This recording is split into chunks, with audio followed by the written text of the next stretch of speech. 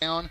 And this one will end up being, we think, for all the marbles in the 5A East and maybe even a preview of the state championship game. What do you think, Clifton? I think it's the conference championship being played tonight. I think it's going to be the game that we scheduled it for a reason. So it's a big game for both schools. Both schools are big rivals. They're both great football schools. Batesville conference champions the last 2 years. Wynne with their tradition. With Campbell back in the day, and now Coach Hill has brought his coaching staff and his game plan to Wynne, and they're having a great year, and they seem to be back in form. So this ought to be a good matchup. I was having a conversation earlier with some folks here in Wynne, and I said to them, I have thought that this game could easily be repeated in the state championship game because the first place team and the second place team are always on opposite sides of the bracket in the state playoff bracket. So they could easily end up meeting again in Little Rock for the state championship, depending on who they have, along the way in the playoffs. But, both these super strong teams with tons of tradition, like you said. And we haven't seen a team this season, and we've seen Jonesboro and we've seen West Memphis. We haven't seen a team, or at least I haven't, that I believe can beat the Wynne Yellowjackets. Well, I've talked to fans. I have friends on both sides of the field here tonight, and I've ran across. We always get here a couple hours early before game time and have the opportunity after we get hooked up to walk around and talk to a lot of people. And both sides are nervous. They want to win, but they don't know if they'll win, and they understand what they're up against. And this is going to be a true Friday night football game. The place is packed. It's a great crowd. Batesville drives a long way, and the stands are full right below us here. Obviously, the Wynne stands full. Batesville even brought their band, which is unusual. You don't see a lot of bands travel with the football especially teams that anymore. far. Yes. It's a really far, long drive for Batesville to come here. Second only to probably for them to drive to Forest City. Yes. Batesville, they've got a lot of driving time. They go to Paragould also. That's a pretty good drive for them, but Batesville had to drive a very long way to come over here and battle basically for the conference championship. Well, obviously the closest team that Batesville has to play is BB. Sure. Everybody else is long range. It's a long way for them. Now, both these teams undefeated in conference play. Wynne undefeated overall. I don't think they've lost a game even in non-conference. Batesville did lose a couple of games in their non-conference. They lost to Springdale. Is that right? Yes, yeah. They lost to Springdale and they lost to Jonesboro. We had that game and here on your Primetime Sports. I believe they lost. They played another game. I think they lost. Did they lose all three of their non-conference games? I think they did. I'm not sure about that. I should have looked at it before we started. They carried a tough schedule. They did on purpose. Coach King wants to play great competition. He wants to put his young men up against the things that they're going to see against the game tonight. Don't let their overall record fool you because they are a very, very strong team. And, of course, again, I don't think that if Jonesboro and Wynne were to line up right now, I think Wynne would win that game. And we've seen Batesville play Jonesboro, and Jonesboro handled them fairly easily at Jonesboro. In the second half they did. In the first half it was a really close game. But still, again, I think Batesville showed some good signs against that 6A school. They had some good things happen. I think it ended up 36-17, I believe. Okay, it was something like that. Yes, 36-17. But anyway, you may have heard that music in the background. There's a lot of little cheerleaders out on the field right now, and a lot of adults that have pink on. So this week is it's the month of October. The month of October is Breast Awareness Week. We have a lot of folks with. Matter of fact, the Batesville cheerleaders down here have pink in their pom poms, and I seen pink on the back of their black T-shirts. So. A lot of pink in the stadium tonight. And it was on the camera a while ago. In fact, I'll switch back to it right now. They're still out there on the field. There they go. They're exiting the field now. It is Breast Cancer Awareness Month, and you see that on the college and NFL teams as well. They'll wear pink gloves or pink shoes or pink this and that, and it's a fairly big deal every year. Well, it's definitely a disease that I hope that one day we find a cure for, and it's something that has taken many lives, and but there have been many survivors, and that's what this remembrance is about. Is not only the survivors, but the one that have lost their life. So. And that's what they're wrapping that up on the field right now. Pretty soon we will see the two squads making their way out through their respective, Wynn's got a tunnel. Batesville doesn't have a tunnel, but they'll be making their way out as well. Again, these teams undefeated in conference play. And they're the only two left in the 5A East Conference that are undefeated in conference play. Somebody's walking out of here with the sole lead tonight. Well, early in the year, we picked them 1 and 2. I went one direction, you went the other, but we had them picked 1 and 2. And so this is the game that we've been looking forward to. We're excited about covering this game, and a lot of folks are covering this game. I don't know about. There are more media outlets covering this game than the only bigger one was. It wasn't bigger. The only one comparable was when Batesville traveled to Jonesboro, and there were so many media outlets covering that game. This one's got that one beat. There are, I think, 7 cameras up on the roof. At least. And there are even some cameras down on the sidelines as well. This is the game in the 5A classification for the entire state tonight, and maybe the game of any classification. This is, all eyes are on Wynne, Arkansas tonight. Yes, I've had a lot of people text me and ask me this week, what game are you covering? And when I would say Batesville at Wynne, they'd say, oh, man, that's going to be a good game. Well, it's also the I was talking to Blake about this, Blake Gwynn from Region 8 Sports. It's their game of the week, their football Friday night game of the week as well. I mean, this game has not gone unnoticed. The entire state is looking at this game. Yeah, this is going to be a big game. It'll be like when the school down in Mississippi came to Springdale earlier in the year and played one another. And it was a battle. Yeah. Yeah, well, I think Springdale handed it to them pretty good. Well, I think that was also like the Jonesboro and Batesville game. Or not close. Springdale, but Bentonville. I'm sorry. I think that was like that Jonesboro and Batesville game. It was close. It was kind of competitive in the first half, and then the second half, they ran away with it a little bit. Yeah. So, well, they're still doing their thing down there on the field. The little cheerleaders, the Pee Wee cheerleaders, are entertaining the home crowd across the field. That's another thing about Wynne. There are very few football stadiums in the state of Arkansas that do this, and Wynne is one of those few. Their press box is on the visitors' side. So we are actually, the fans below us are Batesville fans, and if you're looking on the screen right now, you're seeing the home stands across the other side of the field. It's something you don't see very often. Very, very, very seldom schools do that. Right. Okay, we're going to take a 2-minute break. And I think by the time we get back from the break, we'll start seeing some teams coming out on the field. So don't go anywhere. You are watching the 5A East Game of the Week on your PrimetimeSports.com. You get big-time savings and hometown service.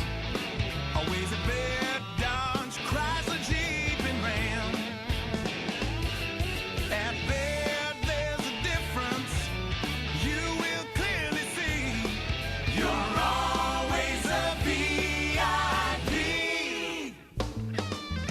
Saving service, great selection too. Baird does it all for you. Retirement? It's never looked so good. Welcome to Chateau on the Ridge Assisted Living in Paragould, Arkansas.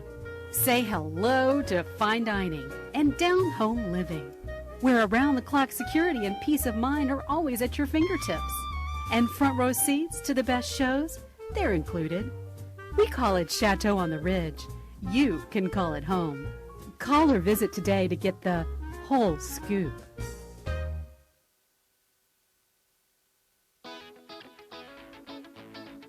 At First National Bank, you have convenience right at your fingertips.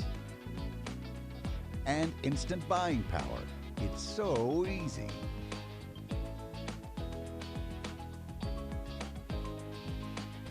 And when you're on the go, well, you know what to do. We understand the importance of now.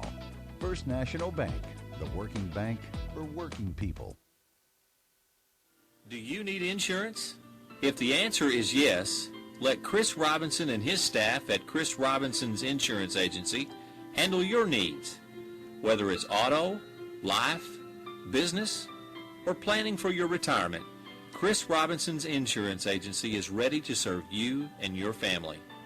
come by Chris Robinson Insurance Agency, 1211 West Court Street in Paragould, or on the web at chrisrobinson@allstate.com. Welcome back to yourprimetimesports.com. After that 2-minute break, thank you to our fine sponsors here at yourprimetimesports.com. We appreciate you making this broadcast possible. Also, any use of this broadcast outside of yourprimetimesports.com, strictly prohibited, Clifton. Yes, it is. We are about to get underway. Must have my permission. That's right. Clifton is about to, I'm sorry, he's not going to give anybody permission, so don't ask. No, we're about to get underway. The captains are making their way out on the field right now. In fact, there goes the camera on them right now. Boy, he must have heard me up there on the roof. Wynne wearing them bright yellow jerseys tonight. They wore those 2 weeks ago. Did they? Okay. That's their new home jersey colors is the gold. They used to be the navy. They have completely overhauled this football program in every conceivable way. Well, Coach Hill, like I said, he's bringing his own theme, So They're a passing team. They're a spread offense. They never were before. It's a new coach. It's only been here for a couple of years. Their jerseys, everything's changed. The look has changed in every way. Coach King still the same coach, hard-nosed, drive it up the middle. We've seen a little bit of passing going on in the Jonesboro game, but probably not near as much as we'll see with Wynne. I think where Wynne excels head and shoulders above any other team they have played or will play is speed. Yes. Speed kills in football, and Wynne has plenty of it. They're deep in speed. Anybody they put on the field is going to outrun you. This is the first Friday night. Now, we did have a threat on the way down here, but this is the first Friday night we've not had rain. It was raining when I got here at 5, and then that's when I called you and said, we were thinking about broadcasting this from outside the press box. Up on the roof. But it was raining. So I said, let's go ahead and set up inside. And we could have set up outside. It's not raining now. The toss, wins the toss, and they elect to receive. And they will defend the south. Batesville would defend the north end zone. And so we're about to get underway, Clifton. Yeah, we are, and I'm ready to get this action started. I've been excited about this game all week long. Well, while we're waiting on them to get started, let me tell folks very briefly who we have on the show tomorrow for Double G Sports Talk Saturday. 4 great guests, 4 guests we have not yet had on the program this season. First guest will be Brad Bobo. Now, he is the Director of Athletic Broadcasting at Arkansas State University. If it gets broadcasted in any shape or form from our ASU, he's in charge of it. Brad's in charge. And so he'll be our first guest. Our Hometown boy. That's right. He's a Paragould boy. Second guest will be the head girls coach of the Marmaduke Lady Greyhounds, Rick Smith. And basketball for these schools that are non-football, a week and a half away. They had a jamboree going on at CRA last night. That's right. In fact, I was invited to it, but I couldn't get back in time. Most of these schools played their first game a week from tonight. Yes. Oh, my. Okay, so then our third guest of the day tomorrow will be the head football coach, Walnut Ridge Bobcats, Coach Larry Treadway. Long-time friend, was my junior high football coach. Really? Yes, he was. God, then you're really old. No, he's really old. Oh, okay. And then our final guest of the day will be... But he doesn't look it. No, he doesn't. I know what you mean. The final guest of the day tomorrow will be the head women's basketball coach at Crowley's Ridge College, the Lady Pioneers, and his name is Ty Clothier. Coach Clothier head will be with us. Head basketball coach? Of the women, yes. Yeah, so tomorrow we're going to talk about all sports about ASU, and then we're going to go basketball, football, basketball. That's exactly right. Great lineup. 2 local or 2 nearby colleges, so it's a great lineup and be a lot to talk about. The teams are taking the field now, and we are finally about to get the game of the year underway. You see the shot there on the screen of the Batesville cheerleaders. Hear the crowd. It's they're loud. They call their cheerleaders or their cheerleading squad, or maybe it's their dance squad that I'm thinking about, the Prancers. Batesville dance, does. It's their dance team. Okay. You know, I was up at Batesville last Saturday photographing the girls' basketball team for the magazine. And I talked to Coach King when I first got here tonight, and I said, I'd love to come over and do an interview with you and record it and play it on Double G. What do you say to that? Absolutely. So we're going to get that done. Oh, good. He said, call him and give him a heads up, and we'll get it done. So Batesville about to kick off to the home team, Yellowjackets, and now we've got a whistle already before the game has even started. The clock just went out. There is no clock at this time. Whoever, you might want to do that. Did you kick the plug out on their clock? No, you might want to do that with Coach Hill too. Maybe, yeah. Okay, they've turned the clock back on. Did you sure that wasn't you? I'm positive. There's the kickoff. We are underway. It's fielded at the 21-yard line, and he's brought down at about the 34. It's number 3 for Wynne, Zach Morris, who returns it for the Yellowjackets. So they spotted at the 35. So it's a 14-yard kickoff return to start the ball game, and here come the Yellowjackets out on the field to start their first series. The quarterback is number 7, Ross Trail, and I don't believe he was the quarterback the last time. Was he? Yes, okay. He was. Trail fakes the handoff, keeps it himself, runs up the middle, gets a yard. And I'm going to tell you why I remember that. Because remember me saying that we had a head coach for Forest City right down the road. It was Coach Trail. That's right. He got a yard, 2nd and 9. But I believe, wasn't Reed Wingo in the game also last week? He's also a quarterback for him? No, it was just Trail. Well, he got a yard on that carry. It's 2nd down and 9 for the Yellowjackets. You have Sylvie lined up in the backfield. They have 4 wideout, or 2 wideouts, and looks like 2 slots. And now they blow the play dead. I don't know if it's a timeout. It's a delay of game. What a penalty to be called on so early in the game on Wynne. That's going to back them up 5 yards. They're going to have 2nd and 14 on their second play of the game. Now, I want to tell you something, Dave. The Batesville crowd has not sat down yet since kickoff. They are into this game right below us here. Well, now Wingo is in there at quarterback. He passes to the right immediately, and it is caught, and a flag comes flying in. Morris catches it and gets a couple or 3 yards on the catch, maybe a little more, but there's a flag on the play.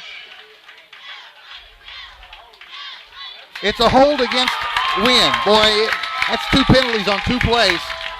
And if they keep this up, it's going to be a long night for the home team. It'll be a long night for the Yellowjackets. I got the hiccups. I noticed. I'm trying to get it corrected.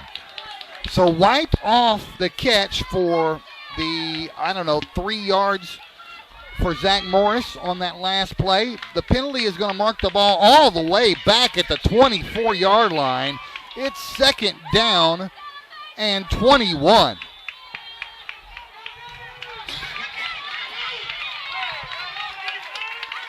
Not 2nd down and 24, Dave. It's on the. It's 21.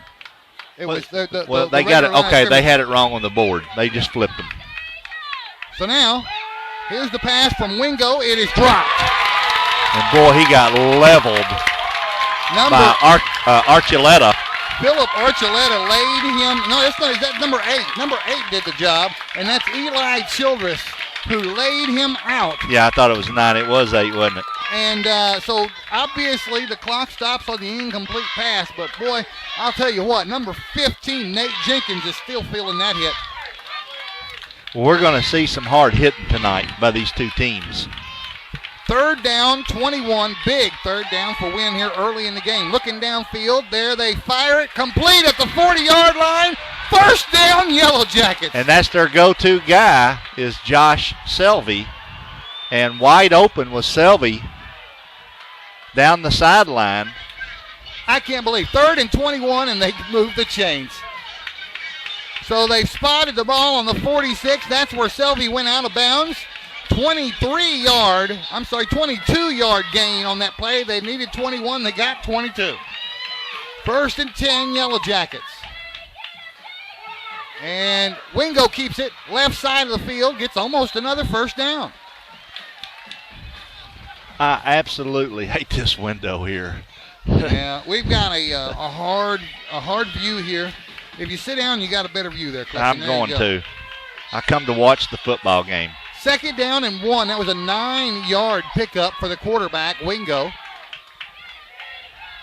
Now rolling right is Wingo, looking downfield for a man open. Has one complete at the 39-yard line and driven An extra 5 an yards. extra 5 yards.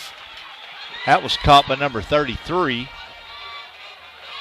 No, that was, Oh, was it 15? Nate Jenkins on the catch. Okay. He's the one that dropped it and got driven hard on that last incomplete pass that they had. But he got him a first down that time. Ball spotted on the 34-yard line for the Yellow Jackets. Wingo takes the snap. He's rolling. Now he hands it off up the middle. Selvey. About 6 yards on the carry. Well, after that pass reception that they needed 23 yards for, they've kind of picked up some life out there on the field. He got exactly 6 yards on that carry. Ball spotted on the 28-yard line. 2nd down and 4. From the gun, they hand it off. Selvey once again. He's looking for the edge, and he finds it. And he's got a first down. And He's got a touchdown. Touchdown, Wynne Yellowjackets. Selvey with a 28-yard scamper. Boy, if he ever gets outside, he is gone, Dave. Show an instant replay on that. And there's where he found the edge.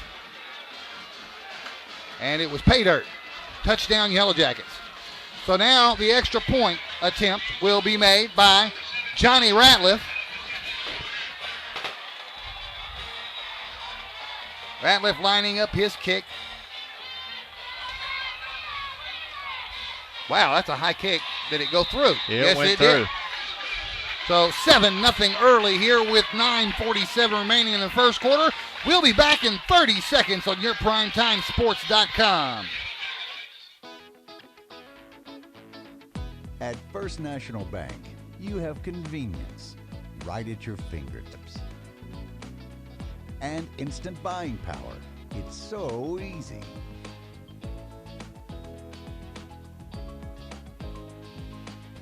And when you're on the go, well, you know what to do. We understand the importance of now. First National Bank, the working bank for working people. All right, back after the break. 28-yard touchdown run by Selvey for the Yellow Jackets. Makes the score 7-0 after the extra point by Johnny Ratliff. So now it'll be Batesville's first play at the plate, if you want to use baseball Well, now we terminology. get to see Coach King and his offensive attack and see what they can do. They have not touched the ball yet tonight. This will be their first shot.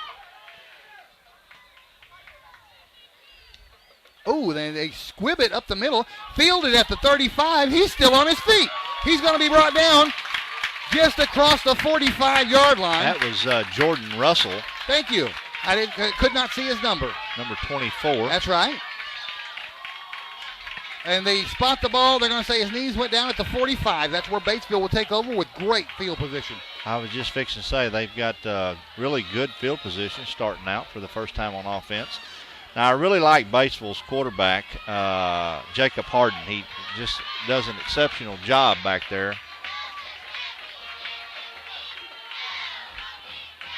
Sends a man in motion. And now Harden pitches it. And there's good yardage up the middle for Philip Archuleta, rather. Archuleta, the Pioneer tailback. And he got 8 yards on the carry. He's going to come out while Childress comes into the game. 2nd and 2 now for the Pioneers. They're trying to answer the 7 points put on the scoreboard by Selvey for the Yellow Jackets. There's the handoff up the middle again for the Yellow Jackets. This time it's Childress, and he got more positive yardage for the Pioneers. And like I said early before the game started, Coach King's just right up the middle kind of guy. He's gonna run the ball up the gut a lot. We used to call it 3 yards in a cloud of dust, but they're making it more like 8 yards in a cloud of dust. Okay. The ball spotted just outside the Wynne 40-yard line for another first down.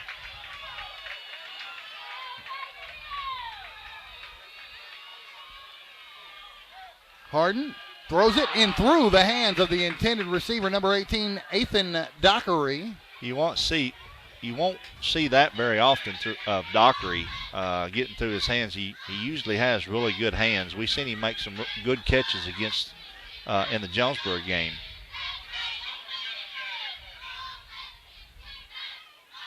Do we know anything about the Cardinals game? Are they playing right now? They come on at 7:30. They're just now starting. Okay, I'd love to keep an eye on that. What about the Yankees? They were playing Baltimore. It was in the 5th inning on the way down here, so I'm sure that game's probably over with by now. Okay, there is Archuleta, who makes more positive yards across the 35 inside. Maybe got the 34, depending on the spot. Let's see. 35-yard line, that's where they're going to put it down. Short of the first down, 3rd and 4.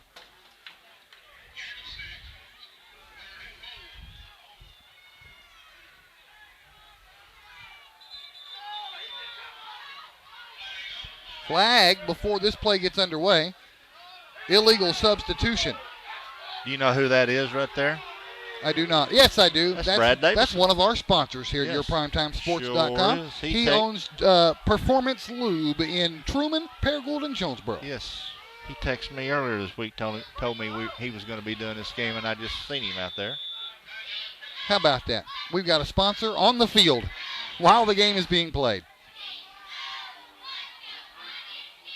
So 5 yards on the illegal substitution penalty.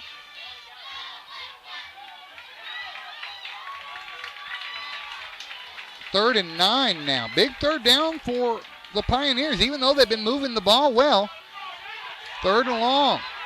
Harden finally throws the ball downfield. Has a man complete for a first down. That is number 88 on the catch, Jonathan Hendricks. Let's look at that one again, Clifton. He rolled all the way out right before he finally had a man open, and there he was, Hendricks, downfield for the first down. Well, just a good pass from Harden off of 1 foot. Hits his man on the run.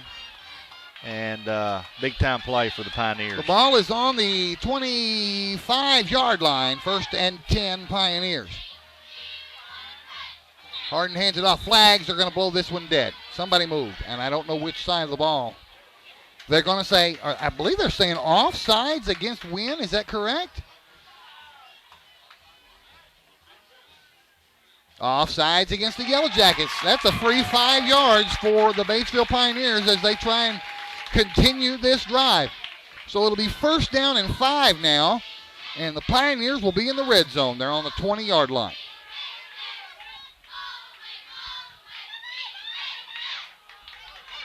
They may match punch for punch. This may end up being whoever has the ball last. Yeah.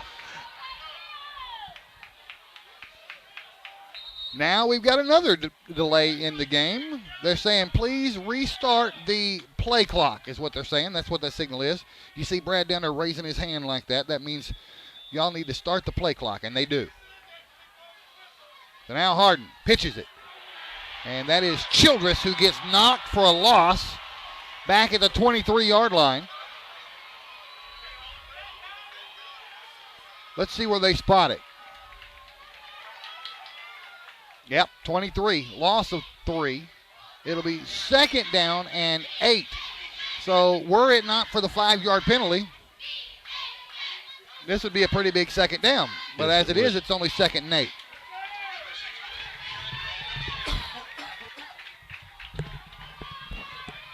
Harden up under center for the Pioneers. And pitches it. This time Archuleta. Archuleta across the 15. And down to about the 14. Maybe he's still on his feet. Finally brought down around the 13 or the 12. It will be enough for another Pioneer first down.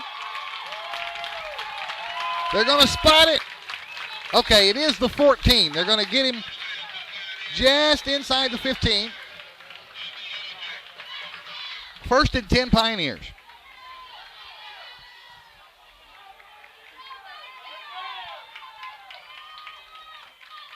Harden again under center. I don't think we've seen him from the gun tonight. Sends a man in motion, now hands it off up the middle. Ooh, he's nice met hit. right at the line of scrimmage by number 33 and 62. Okay, well, the tacklers on that play then would be Franklin Settles and DeAndre McGill. The ball carrier was Javier Rodriguez, and he didn't have pretty much anywhere to go. And Settles is a linebacker, I believe, or maybe defensive end. He's also a basketball player. Yes, very good. Second down, no gain on the play. Second and He's 10. in a linebacker position. Rolling right is Harden. Naked bootleg. Now he's going to keep it himself and get positive yardage out of the deal. There was nobody over there. No, he was waving his guy on out into the end zone. But I think that was a fake out for the defender's sake. Okay. Yeah, he was trying to fake out the defender so he could get positive yardage, and it worked. He got a little over 5 yards on the carry, maybe even 6. Yeah, we're going to call it 6. 3rd down and 4.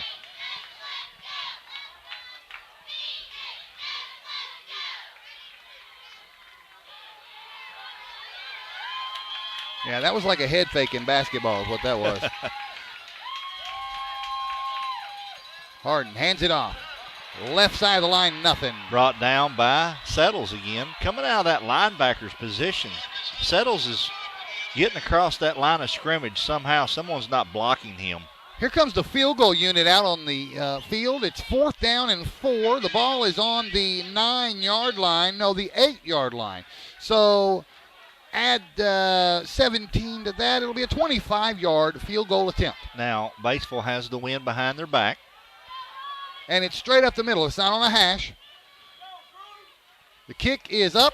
The kick is good. 3 points on the board by Osvaldo Esperqueta. I know I did not say that right. Let me put No, those. but you made a real good effort at it. Yeah, if he kicks anymore, I'm going to have fun with that. Okay, it's 7-3. Wynne leads it back in 30 seconds. Retirement? It's never looked so good. Welcome to Chateau on the Ridge Assisted Living in Paragould, Arkansas. Say hello to fine dining and down-home living, where around-the-clock security and peace of mind are always at your fingertips. And front row seats to the best shows, they're included. We call it Chateau on the Ridge. You can call it home. Call or visit today to get the whole scoop. All right, welcome back after the 30-second break. We're about to see the kickoff after the 26-yard field goal by Osvaldo Esperqueta. Oh, you're really getting into that one, aren't I love it. I love it. Here's the kickoff now. Wynne's second possession of the game will be now. And it's a nice kick. Wow, that's going to be all the way back to the 5. That's where he picks it up. And he finds the hole. And he's finally driven out of bounds around the 40. And I could not see who the ball carrier, who the return man was on that. I think it was number 20, Dominique Davis. Yeah, I couldn't tell either, Dave. That never did. Those numbers are kind of hard to see from on this, the yellow jerseys. on the yellow they are, jerseys yes. From this distance. I'm pretty sure it was Dominique Davis on the I carry. have to pull my binoculars out here.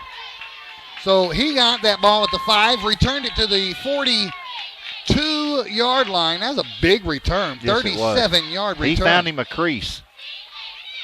Wingo throws the ball left side complete, gain of 6. And the receiver on that one, new name, number 22, Joe Stampley. New name tonight, that is. We've had his name plenty of times before on the basketball floor. Yeah, Stampley's a 6'4", 170-pound senior.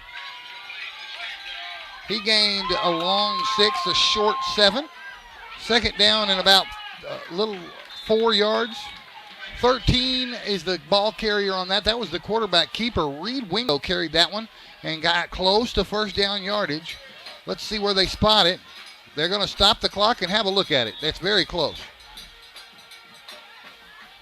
Yeah, I guess Coach Hill substitutes Wingo and Trail in whatever scheme he's wanting to run at that time.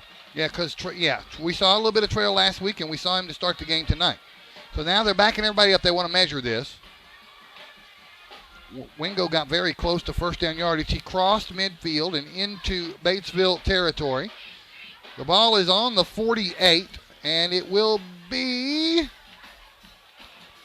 Golly, that's close. Look at that. Look at that on the screen right there. 1 inch. No, they're saying it's touching the pole, first down. I want to give you. We don't have a sideline reporter, but I want to give you a little information here that I'm keeping an eye on. Number 13 for Batesville, Sam Suggs. Is that Skaggs, rather? Maybe, yeah, Skaggs. I'm sorry. He has a trainer down there in his face, looking at his eyes, and see him down there. Yeah. And he may have some concussion going on or something. So Selvey keeps the ball. We hope not, but.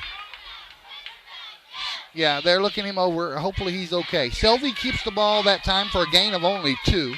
2nd down and 8 for the Yellowjackets. They're moving the ball, though, and the clock is running. It's eating up clock. 3:30 left to play here in the first quarter now.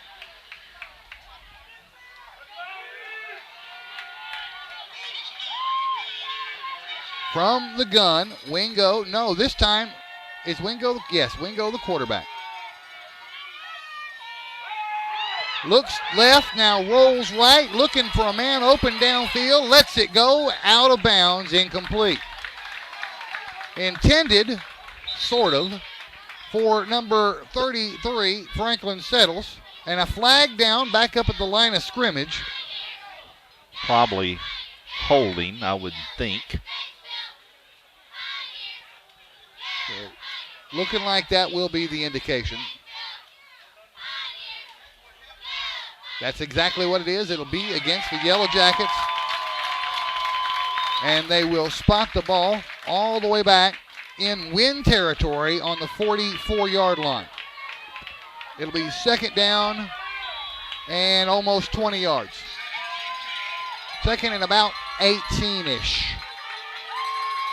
And now a man has jumped off out of bounds, offsides. That's going to move the Yellowjackets back 5 more yards. Or was that? That was a Batesville man Batesville? who Okay. jumped off sides, and so it'll give them 5 yards back. Okay. And it's very near midfield now. I just thought I seen a yellow jersey move. He did after the Batesville player did.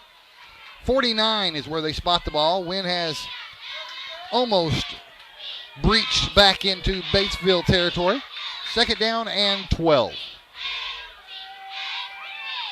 There's the pass. Oh, it's short and almost picked off. That was number 24 for Batesville, Jordan Russell, who was in the right place, just couldn't haul it in. Incomplete pass stops the clock with 2:59 remaining in the first quarter.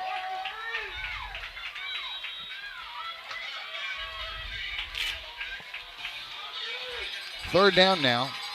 We'll call it 13, actually. 3rd and 13 from the 49. Now Wingo wants to pass again, looks downfield, pumps it, now throws it, and it's complete and first down. He hauled that in at the 36, maybe the 37, went out of bounds immediately. It stops the clock, 2:52, but more importantly, and that was it's a first down. That was number 3 was the receiver. That's Zach Morris. Morris, yeah. The sophomore from Saved by the Bell. Oh, boy, here we go. 1st and 10, Yellowjackets. Ball on the 37-yard line now. Complete little dump pass over to the left side. Positive yardage on it, too. I could not see who the receiver was on that one. That was not Stampley, but Settles, number 33. Okay. Yep, that's who that is. And it is a gain of 4. Ball spotted now on the 33.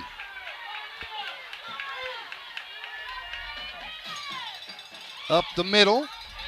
Ooh, slammed down. Is that Selvey on the carry? Yeah, that was Selvey on the carry, and he was met by number 99 for the Pioneers, and that is Drew Moore. Yeah, met right at the line of scrimmage by Mr. Moore. Well, he did actually get positive yardage out of that. Give him a couple of yards on the carry. Ball now on the 31. 3rd down and a long 4, a short 5. We're going to call it 5. 3rd and 5 here for the Yellowjackets. Wingo sends a man in motion. Now he's looking downfield again. Passes.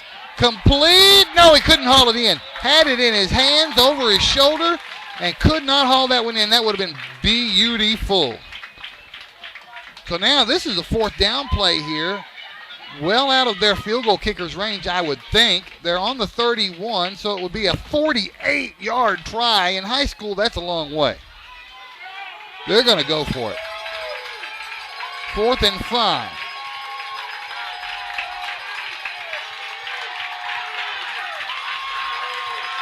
That settles in motion. And again, Batesville is drawn off sides.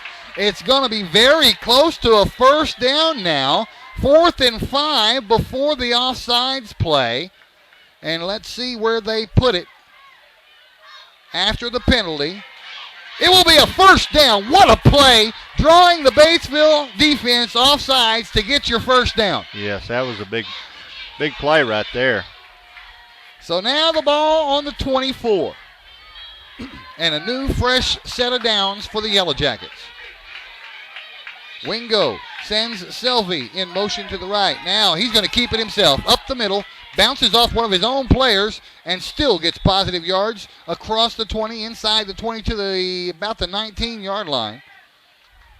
There's a lot of action, Dave, going on them offensive defensive lines. They spot it right on the 20. So the second time now. Well, actually, they never made it into the red zone on their last possession because they ran it in from the 28-yard line. So this is actually their first time in the red zone tonight. And now this is Trail, yeah. who keeps it over the left side and doesn't get very much. It's going to pick up about a yard, maybe 2. Got a yard. About a yard. 19 is where they spot it. 3rd and about 3. Trail runs back off. Wingo runs back on. Tandem quarterbacks here tonight for the Yellowjackets. Oh, that's a direct snap to Selvey, and he is hit and did not make the 1st down. I tell you what, they read that play perfectly. They saw Selvey back there, and they knew that's what was going to happen. Apparently, they'd seen that on film. He got 0 yards on the carry. It'll be 4th down and 3. And now, is this the field goal unit? Yes, it is. It is the field goal unit. It's number 17 for the Yellowjackets. Okay, the ball is on the 19, so it is a 36-yard field goal attempt for Johnny Ratliff. And now we've got a stoppage of play. I don't know why. Is it a timeout? Must be. Or no, they're changing. They've decided not to kick the field goal. They're sending their offense back out on the field. The play clock is running. It's down to 16. They got plenty of time to get their offense back out on the field. They're not going to kick the field goal. Here we go, folks. 4th down and a long 2, a short 3. Wingo looks downfield, has a man complete. Wide Touchdown! open is Trail. No, that's number 3. That is Zach Morris for Zach the Morris. touchdown. 19-yard throw and catch for a touchdown. They went out there and let's look at the replay. They sent out the field goal unit initially and got the Batesville defense off balance, and then they sent their offense back out on the field and scored a touchdown. What a play by the Yellowjackets. So now Ratliff will come out for real, this time to kick an extra point. And he missed it. Pushed it left. That's called a hook. Hook that thing. So we will take a 30-second break and be back. It's 13-3 win on yourprimetimesports.com. You get big time savings and hometown service. Always a bed, Dodge, Chrysler, Jeep, and Ram. At Baird, there's a difference you will clearly see. You're always a VIP. Saving service, great selection too. Baird does it all for you. Welcome back, yourprimetimesports.com. We are still in the first quarter, but we've only got 2 seconds left in this first quarter. So this kickoff will lead us into our next break. It'll be a 1-minute break as soon as the ball carrier is brought to a halt. If he's brought to a halt, he may score. Who knows what happens? But we're going to be taking a break very soon as this quarter is about to wind down. 2.7 seconds left on the clock. That was a 19-yard throw and catch from Wingo to Morris for the Wynne touchdown. Extra point was missed. Oh, my goodness. Well, Batesville fell on it. Boy, they were lucky right there. They were really lucky. And you know what? That happened so fast, they didn't run the 2.7 seconds off the clock. Do you know, we're seeing a lot of that this year, Dave, where they're kicking the ball on the ground. And that's what they're trying to do. They're doing it on purpose. They're squibbing it. Yeah, that's right. Well, it is 0.8 seconds left on the clock. Batesville will run a play here, the final play of the first quarter. Harden, the quarterback, sends a man in motion. Under center, takes the snap, throws the ball to the man he sent in motion for very close to first down yardage. That was Dockery, wasn't it? It is. Yeah. Ethan Dockery on the catch. He got close to first down yardage. We are done with the first quarter. They do get the first down, and we will take a 1-minute break and be back with the second quarter. Wynne 13, Batesville 3 on yourprimetimesports.com. Do you need insurance? If the answer is yes, let Chris Robinson and his staff at Chris Robinson's Insurance Agency handle your needs. Whether it's auto, life, business, or planning for your retirement, Chris Robinson's Insurance Agency is ready to serve you and your family. Come by Chris Robinson Insurance Agency, 1211 West Court Street in Paragould, or on the web at chrisrobinson@allstate.com. Retirement? It's never looked so good. Welcome to Chateau on the Ridge Assisted Living in Paragould, Arkansas. Say hello to fine dining and down-home living, where around-the-clock security and peace of mind are always at your fingertips. And front row seats to the best shows? They're included. We call it Chateau on the Ridge. You can call it home. Call or visit today to get the whole scoop. Welcome back. YourPrimetimeSports.com. We're starting the second quarter. Batesville has a 1st and 10 from the Wynne 40-yard line. They are trailing by 10 points, 13-3. And Harden from the gun for the first time tonight takes the snap and throws downfield over the head of the intended receiver, almost picked off by a Wynne defender. Dave, what's our button on our homepage where people go to what is it? Watch here. Mm-hmm. Sure is. And it's big as it's big as Texas, isn't it? Big as a house.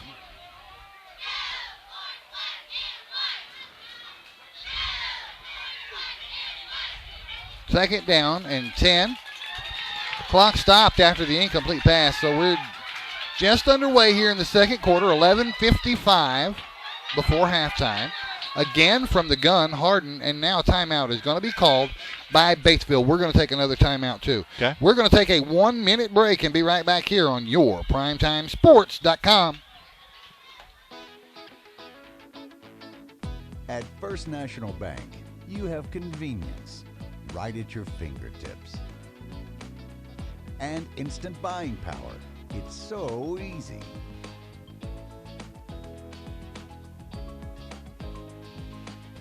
And when you're on the go, well, you know what to do. We understand the importance of now. First National Bank, the working bank for working people. You get big time savings and hometown service. Always a bed, Dodge, Chrysler, Jeep, and Ram. At Baird, there's a difference you will clearly see. You're always a VIP. Saving service, great selection too. Baird does it all for you. Welcome back, YourPrimetimeSports.com. The timeout is over. We're about to get back underway. It's second down and 10 for the Pioneers. They fake the handoff, and now Harden throws it downfield. No, he got ran out of bounds before he let the ball go. They're going to spot it all the way back at the 48-yard line. Big mistake. Big mistake for Hardin not getting rid of that ball sooner. Yeah, he waited just a little bit too long to get rid of that. All the way back at the 47 is where they're going to put it. Batesville fans hollering. They think that that's not the right call, but he did. He did get driven out of bounds before he let the ball go, and Yeah. that's what they're saying. So it's third down and about 18 yards. Big third down for the Pioneers. Hardin. Nowhere to go. Nothing. Boy, I tell you what, the Yellowjackets literally swarmed. Yeah, 41 was the first one that grabbed him, and then that allowed him to get two more teammates in there. And now we will see the first punt of the ball game for either team. On to punt it for the Pioneers is Jalen Young. And back to receive the punt is Zach Morris.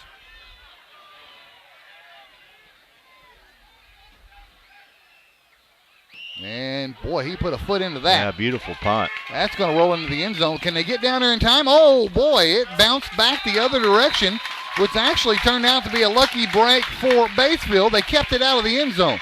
They downed it at the 9. That's where Wynne will begin their next possession. So 91 yards. We'll see if they can drive it 91 yards. Well, they've scored on every possession they have had thus far in the ballgame.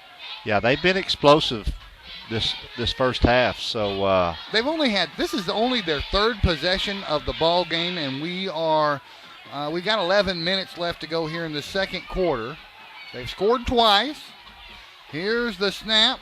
Wingo hands it off to Selvey, and a flag comes flying in. Selvey reverses field and still can't find the edge. He's driven out of bounds at the and if the flag's 16, so he actually got good positive yardage out if of the that. flag's not against them, he picked up It is going to 5 be yards against them. or The 6 yards. official is signaling the number of the offending player over to the Wynne sideline. So that's an indication that it is against Wynne.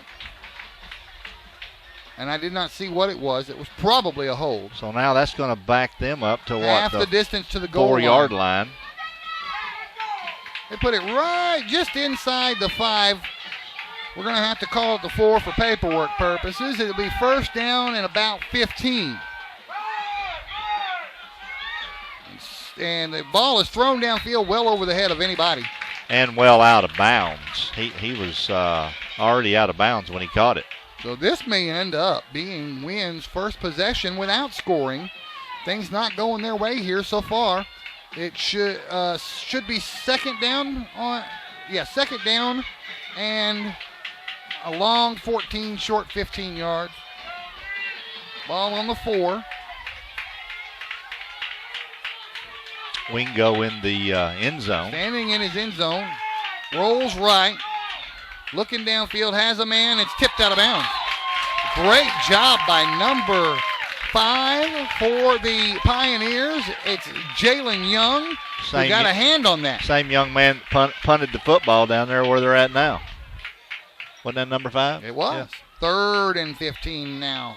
Big third down for Wynne if they want to keep their scoring streak alive. Well, we've seen them on their first possession get out of the hole. In the end zone again is Wingo. Hands it off. Not enough. Selvey gets across the 10. And it will not be enough. And so now Wynne will be forced to punt for the first time. Ball is spotted on the 10-yard line. And he's going to be punting from about the end zone. The punter will be the same guy that kicks their extra points, Johnny Ratliff. So very dangerous here for the Yellowjackets. And you can bet there's going to be some Batesville players heading for Ratliff fast. Here they come. They do not get to him in time. He gets the punt away. Oh, no, they've roughed the punter. There's no flag on it, though. There's no flag on it. The referee right on top of it said, "Now you're acting. You're not selling that."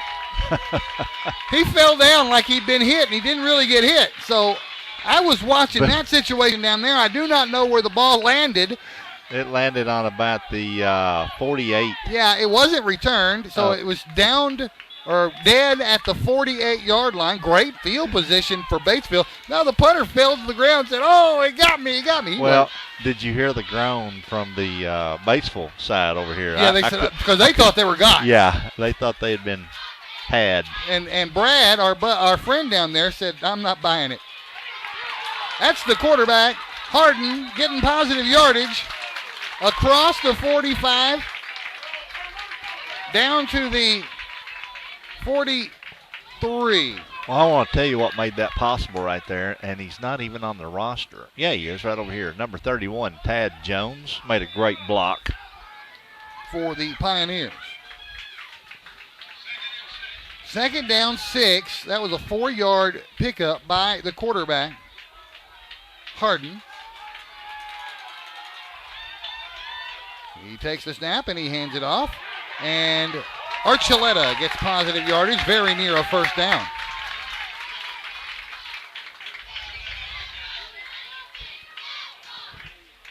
Ball on the 37, first down, Pioneers.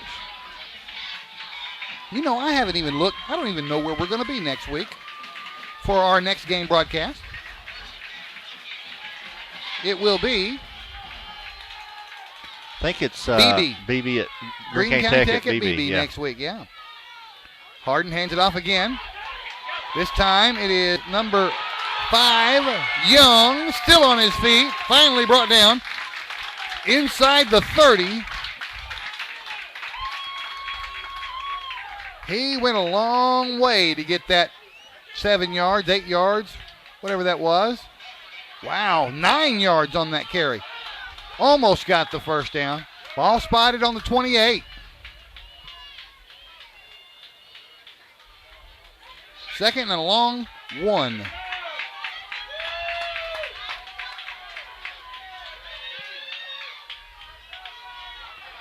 And now this time the pitch, right side, Childress. Got the first down. That was a good run by Childress. They're going to move the chains. They spot the ball on the 22.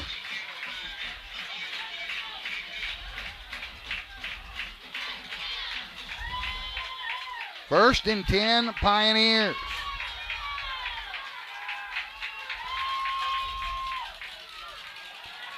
Harden looks downfield, fires it into the end zone, batted down, broken up by the intended, or rather by the defender. I'm looking for his number right now. It looks like 28.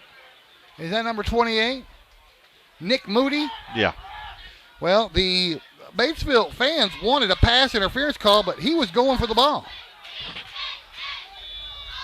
They were both up in the air. Both in the air trying to go for the ball. That was clean. So it will be second down and 10 for the Pioneers now. Ball still on the 22-yard line. 8 minutes to play here in the first half. Now there's the pitch. On the run with it is Archuleta, and he got all the way down to the 12. I want to tell you something. Archuleta's 5'6", 155 pounds, but he carries a lot of explosiveness when he has the ball in his hands. They spotted on the 14. Not enough for a first down, but awfully close. Third and a short 2.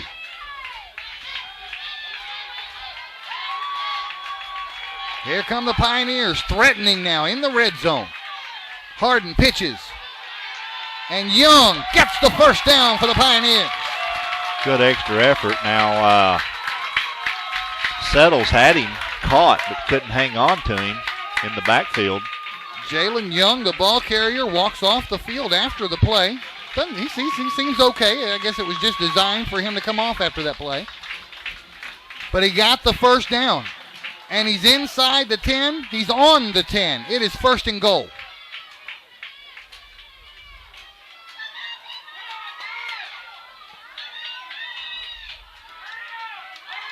Here come the Pioneers. Harden under center, loses the football, and he falls on it. So they're going to lose a down on that mistake and lose 5 yards too. It'll be second down and goal from the 15. Big mistake. A lot of emotions in this game. I could hear a parent down there hollering, "Let's get the play in." It's for all the marbles, Clifton. It's for all the marbles. Both teams know that. A lot of emotion. Both teams realize this game's for all the marbles. In Week 7, they're playing for the conference championship. Harden. 3-step drop, throws left, over the head. He just barely even got a hand on that. Number 14, Jared May, way over his head. Yeah, May just never really had a chance to make that catch. So the clock stops. Harden just put too much on it. Clock stops, 6:15 remaining here in the half. Third and goal. Ball still on the 15-yard line. They've only got 2 shots at it from the 15. Maybe only one if they decide to kick a field goal. Harden hands it off, and that is that Archuleta? Archuleta, yes. And he got back to the original line of scrimmage on the 10. It'll be 4th down, and we'll see another field goal. And here comes Osvaldo Espericueta. Oh, me. You're really into that name, aren't you? I hope I'm saying it right. Well, that would be pretty bad if I'm saying it with such flair and it's totally wrong. If you're not saying it right, you sure are probably pretty close. Another field goal attempt. Kick is up, and it is good. A 27-yard field goal for Osvaldo Espericueta. And that makes the score 13-6, and we'll take a 30-second break and be back on yourprimetimesports.com. Retirement? It's never looked so good. Welcome to Chateau on the Ridge Assisted Living in Paragould, Arkansas. Say hello to fine dining and down-home living, where around-the-clock security and peace of mind are always at your fingertips. And front row seats to the best shows, they're included. We call it Chateau on the Ridge. You can call it home. Call or visit today to get the whole scoop. Welcome back to yourprimetimesports.com. Those 6 points you see on the scoreboard for Batesville, that's not a touchdown. That's a pair of field goals from Osvaldo Espericueta here in the ball game. Knock it off, or I'm going to have to go to my famous saying. Okay, see, I'm trying to use that so you won't use Jellywack. Now here's the kickoff to the Wynne Yellowjackets with 5.5 minutes left to play here in the first half. That one's way high up in the air. That's a chip shot. Going to be fielded at the 21-yard line by Morris. Morris still on his feet across the 30, and that's where he will be brought down. A 10-yard return that time for Zach Morris.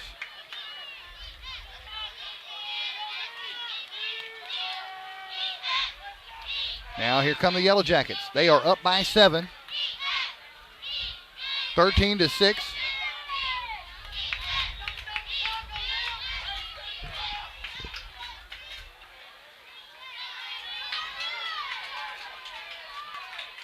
There's the snap to, Trail lost the ball. Picked up a scoop and score for the Batesville Pioneers. Who's that? Number 37. Let's look at it again, folks. I'll get there just in time. That's Javier Rodriguez. There's the ball on the ground, and Rodriguez picks it up and runs in for a Batesville touchdown. And all of a sudden, this game has just turned around. We could be tied pending an extra point from Espericueta.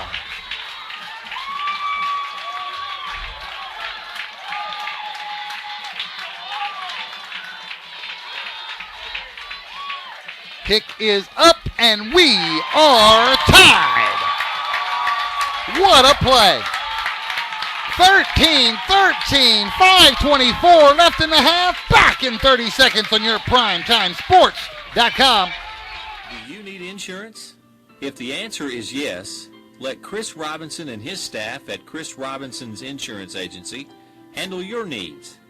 Whether it's auto, life, business, or planning for your retirement, Chris Robinson's Insurance Agency is ready to serve you and your family. come by Chris Robinson Insurance Agency, 1211 West Court Street in Paragould, or on the web at chrisrobinson@allstate.com. Welcome back, your primetimesports.com. We're all tied, 13-all. The good news is, for Batesville, they've tied Wynne. The bad news is their offense hasn't scored a touchdown yet. This one goes out of bounds on the kickoff. They'll either have to kick it again or they'll take over from the 35-yard line. So, yeah, Batesville's feeling great right this minute because they've tied the score, but their offense has yet to score a touchdown in this ball game. And that's something they're going to have a look at if they want to compete in the second half with the explosive Wynne Yellowjackets. I would love to be in the dressing room with both coaches sure, at halftime. Absolutely. I'd give anything to hear what they had to say, especially Coach King. Ball on the 35, 1st and 10, Wynne Yellowjackets. Handoff, Selvey, nothing there. You know, I think that right there is the first time tonight, Dave, that we've seen Selvey take a handoff on first down. It's also the first time tonight he has gained 0 yards when he touched the ball. He's always gotten at least 1 or 2 yards. It's the first time tonight they've stopped him. 2nd and 10, Wynne. Wingo rolling right, looking downfield, has a man complete, and it's first down, Yellowjackets. That's number 15 on the catch, Nate Jenkins, and he gets enough to move the chains. Ball on the 46. Wynne, no huddle. Up to the line of scrimmage, down under 5 minutes to play. 4:49 and counting in the first half. Wingo hands it off. Selvey up the middle, leaps over the pile and gets an extra 4 yards. He did that. He leaped over the pile while he was moving forward running. Yeah, he did it at almost full speed when he leapt over that pile. And he got down to he got across midfield and into Batesville territory at the 48-yard line. 2nd down and 4.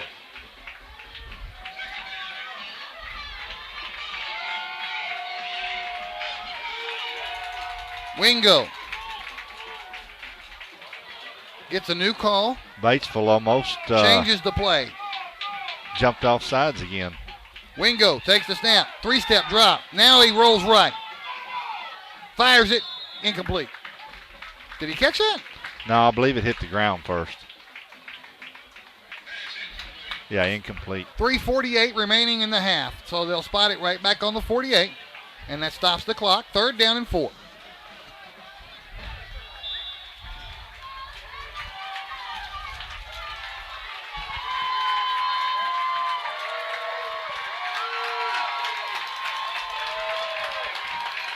Big 3rd down for the Yellowjackets.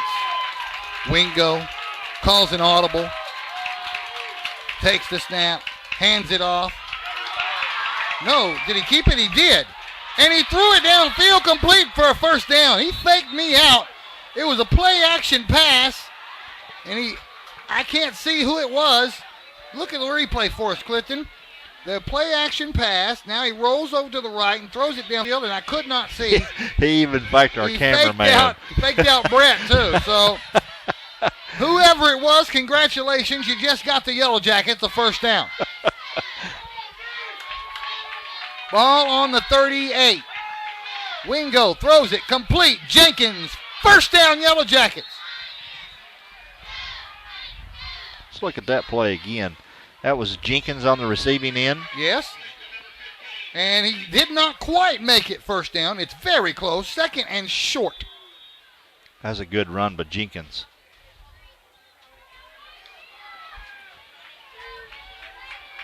So here come the Yellowjackets up to the line of scrimmage with the clock running. 3:10 and counting. Good pitch.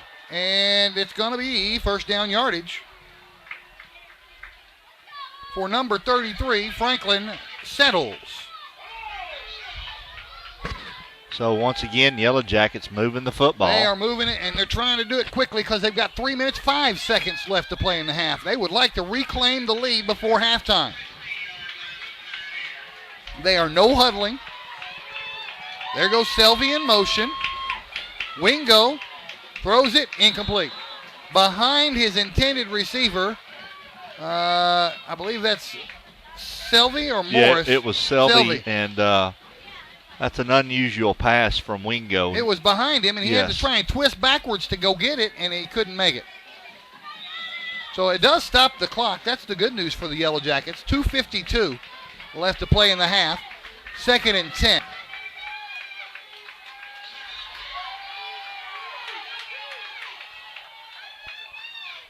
A Wingo, 3-step drop, looking downfield for a man, has one, complete. Selvey, touchdown, Yellow Jackets. Beautiful. That was almost flawless. Watch this instant replay. There was no other reason. No pressure. Yeah, Wingo was looking for his automatic, and that's Selvey, and he come out of the backfield and wide open. Great run down the sideline. So now it's 19-13 with a chance to make it a 7-point ball game for Johnny Ratliff. He's missed one tonight. He didn't miss that one. You know, Johnny Ratliff, that sounds like a gunslinger, doesn't it? To me, it sounds like a golfer. Sounds like it. No, it's a great Western name. Okay. All right, well, we're going to take a 30-second break. Wynne 20, Batesville 13. Back in 30 seconds, your PrimetimeSports.com. Do you need insurance? If the answer is yes, let Chris Robinson and his staff at Chris Robinson's Insurance Agency handle your needs. Whether it's auto, life, business, or planning for your retirement, Chris Robinson's Insurance Agency is ready to serve you and your family. Come by Chris Robinson Insurance Agency, 1211 West Court Street in Paragould, or on the web at chrisrobinson@allstate.com. Back on your PrimetimeSports.com. We've seen almost everything in this game so far. Did you speed test tonight? Yes, we're great. Yeah. The only thing we haven't seen tonight is an offensive touchdown scored by Batesville. They've yet to do that, and that's something they're going to need to correct if they want to hang with Wynne in this ball game. Yeah, they've had 2 field goals, one 26 and one 27. And then they picked up on defense a loose football and ran it in for a touchdown. So now the Yellow Jackets, another squib kick, fielded at the 34-yard line and across midfield. That might have been a mistake by the Yellow Jackets. Yeah, they picked up that Sunday hop. That's the kind of ground balls you like on the infield of baseball, those ones that bounce right up to you. Javier Rodriguez was on the receiving end of that hop, and he got it, I'd say, that's a 17-yard kickoff return across midfield and on the Wynne 49. Rodriguez is the same young man that picked up that loose ball and ran it in for a touchdown. That's right. He's hot right now. Here are the Pioneers with 2:38, and they've fumbled the snap. And he still got it. Harden looking downfield, throws it at the feet of his intended receiver. That was a smart play right there by Harden. He had a running back there. The fullback, number 31, was in the area, Tad Jones, and he threw it at his feet to get out of that mess. Well, I want to tell you something. He did the right thing, but he took a lick from number 28, Moody, on the Yellow Jackets defense. He was leveled. So that stops the clock. 2:33 remaining in the half. 49 yards of field to go for the Pioneers if they want to try and score before halftime. 2nd down and 10. Harden from the gun. Looking downfield. Fires it. Has a man. And he pulls it in with one hand. And he's inside the 30 and finally brought down. Show that on Look instant at replay. This one-handed catch by number 88, Jonathan Hendricks, on the instant replay. Hauls that in with one hand and is brought down at the 28-yard line. We've seen a couple of one-handed catches this year. That was a brilliant one right there, and Batesville is on the move. The clock is running. 2:20 left to play in the half. Harden brings the Pioneers up to the line, takes the snap, play action pass, looks downfield. Now he's going to keep it, and he's out of bounds. Could be a late hit. Yeah, there's the flag. He was already out of bounds, and I had a feeling we were going to see yellow flags come flying. They drove him out at the 20, and then they hit him after he was out of bounds, and that's a big no-no. Well, he was. You see the white border around the out of bounds there? He was already across that. Now, this is going to be half the distance to the goal line after the play is dead.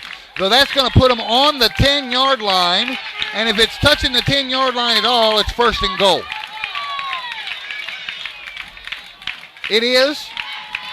I don't think they're going to need to change. Maybe they do. Yeah, Okay. they're going to be just a little short. Okay, they're just a little short of being first and goal. It's first and 10, and Archuleta scores. Did he get in? Batesville No players indication. are holding up their arms. They're trying to Gonna blow be- this dead. I believe it's going to be right at the first down marker. Yeah, okay, so that's what we were just about to say, but they played so quickly I couldn't get it out. We're going to bring the chains out, Dave, to That's measure what I was it. going to say. Yeah, They could get a first down without scoring, that's right. and that's what Archuleta looks like he has done if this turns out to be a first down. He does.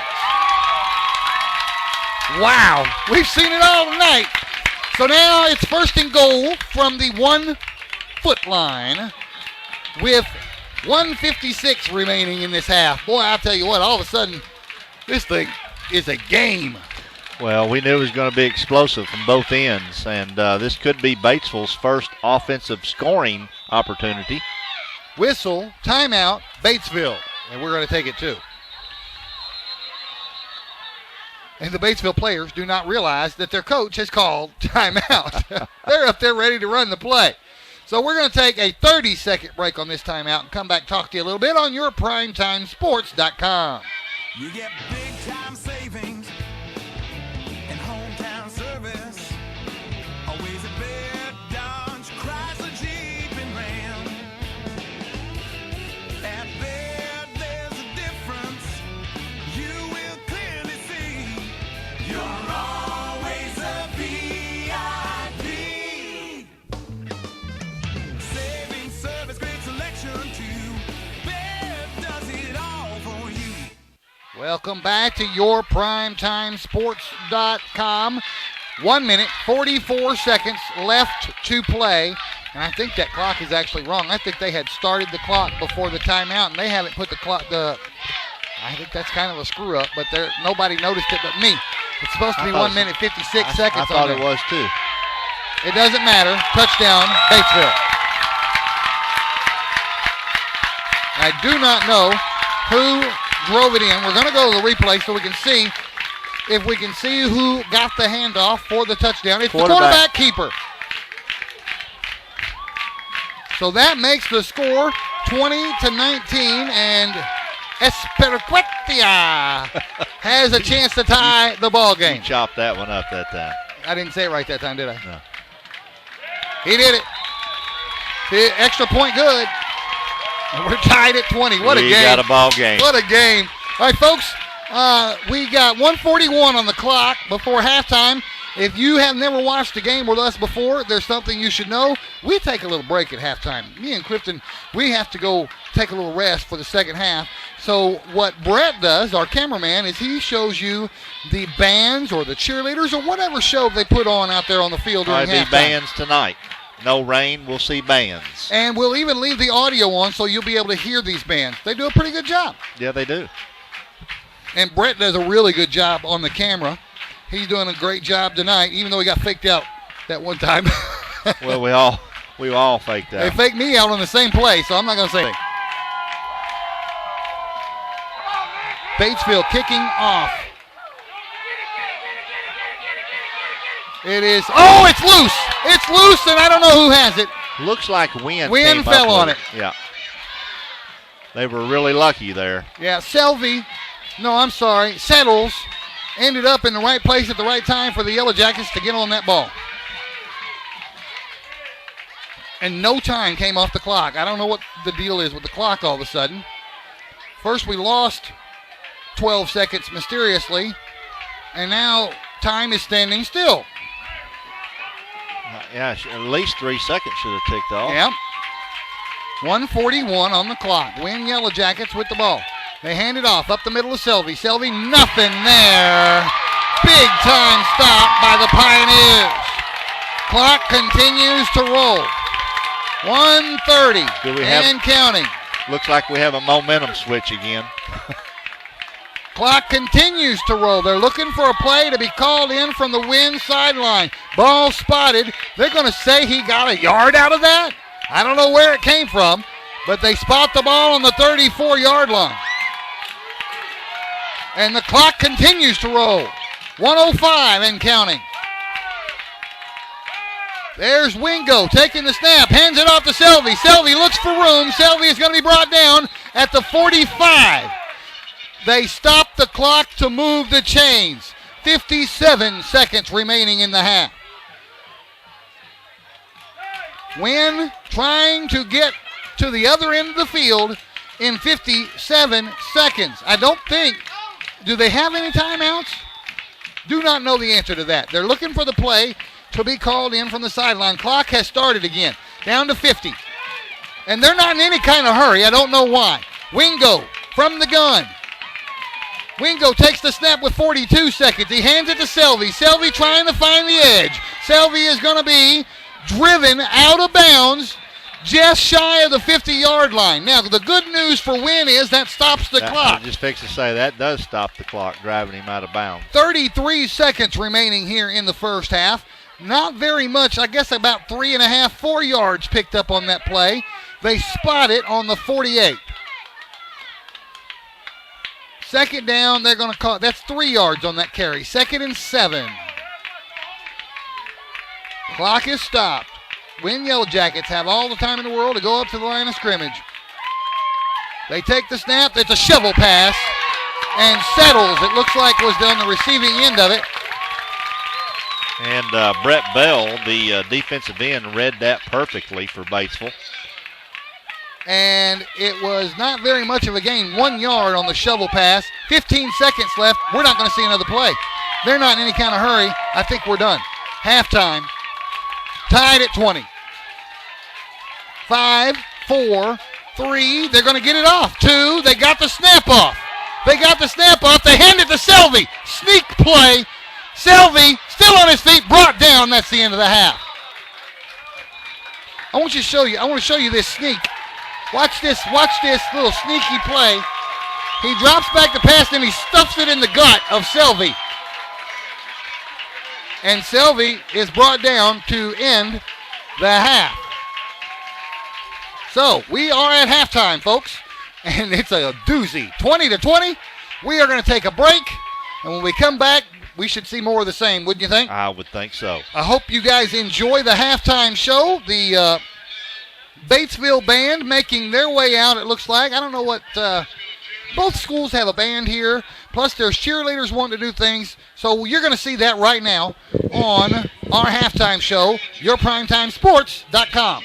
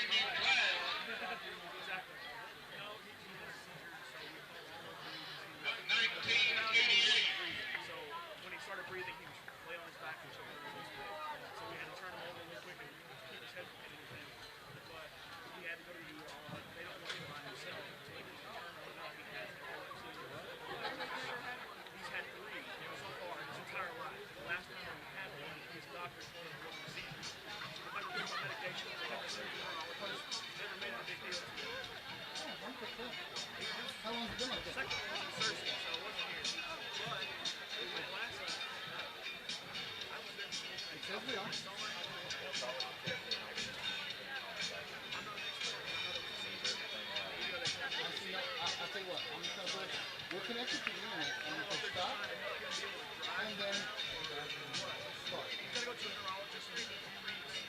So until then, I have to work Saturdays again to decide whether or not we're going to decide to be by himself. Last thing, switching schedules. So I go from working Monday through Friday to Saturday. Had one Saturday off, now back on Saturday. But that's what's scary in my life. I mean, it was all instinct. I had no seizures. Being taught it, but it was scary. These is all just fell out of the office chair. The office chair, we have like a large chair back there. So he fell the wrong way. And it wasn't like he started to fall on himself and just kept falling. It was when he left the chair, his body was completely stiff, and he landed flat on his side. And his head didn't move at all. He didn't hit his head on anything. That's because his neck was already so stiff that he couldn't move. Well, no, I have to work tomorrow, and at least for the next few weeks, we'll see what happens. You know what? Yeah, I did, exactly. Really? That was cool. Wasn't anything special. Pretty good. What you mean?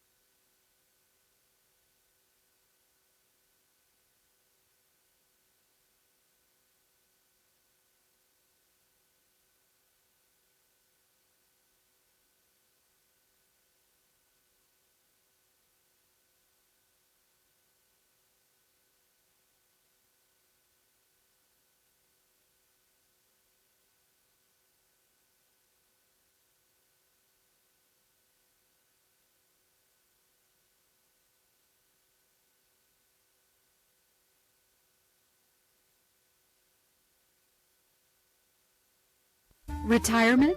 It's never looked so good. Welcome to Chateau on the Ridge Assisted Living in Paragould, Arkansas. Say hello to fine dining and down-home living, where around-the-clock security and peace of mind are always at your fingertips. And front row seats to the best shows, they're included. We call it Chateau on the Ridge. You can call it home. Call or visit today to get the whole scoop. At First National Bank, you have convenience right at your fingertips. And instant buying power. It's so easy.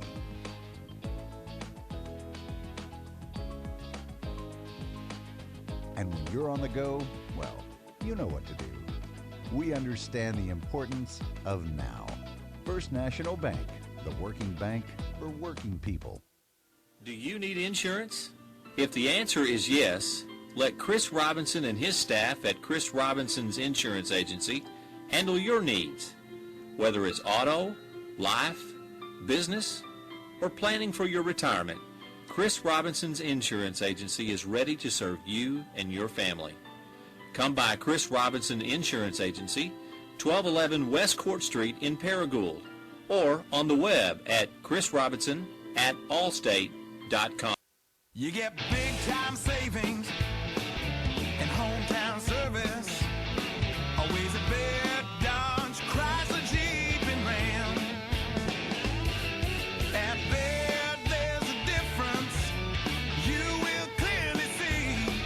You're always a VIP. Saving service, great selection too. Baird does it all for you.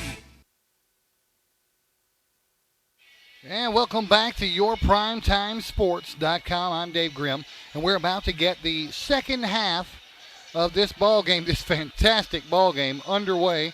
The teams are warming up out on the field right now, and good gosh, it's 20-20. What a game it has been so far tonight. And now here come the Batesville Pioneers over to the sideline. We're very close to getting this ball game back underway. We've experienced some minor technical difficulties here late in the second half and during halftime. We hope those are cleared up now. We hope you're able to see us. And it will be Batesville getting the ball to start the second half.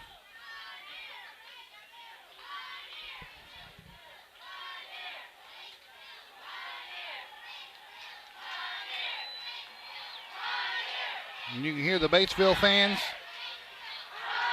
getting fired up out there. Their team very much in this ball game. Tied at 20. Couple of field goals for Batesville, along with a defensive touchdown, and then finally an offensive touchdown. That got them to 20 points. Wynne has scored offensively 3 touchdowns tonight. They've missed an extra point.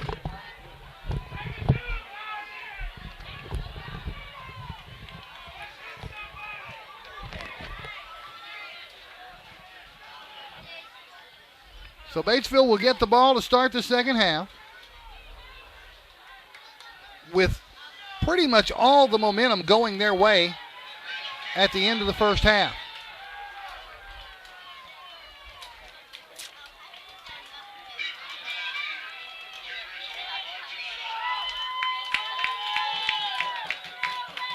The kick from Ratliff pending here to start the second half. There's his foot into the ball. It gets past they fielded at the 1. They probably could have left that ball and let it go into the end zone, but they didn't. And Childress fields it at the 1 and gets back out to the 15-yard line. That's where Batesville will take over. They could have got 5 more yards out of the deal if they just let it roll into the end zone. They could have, but he didn't know that at the time probably. He decided he thought he could get more yardage than what he ended up getting.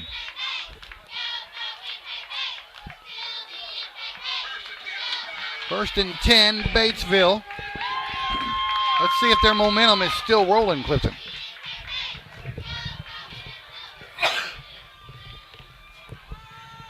They hand the ball off to Archuleta around the edge and a gain of about 5.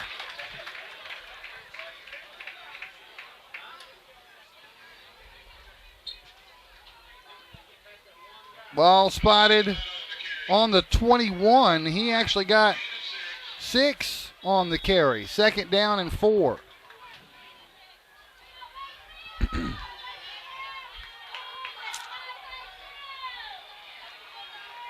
That's Harden, who will be under center. And he hands it off. And this time it is number 5, Young.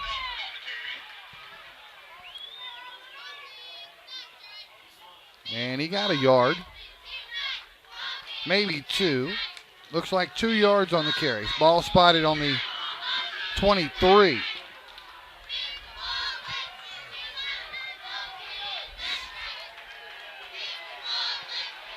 Big 3rd down for the Pioneers.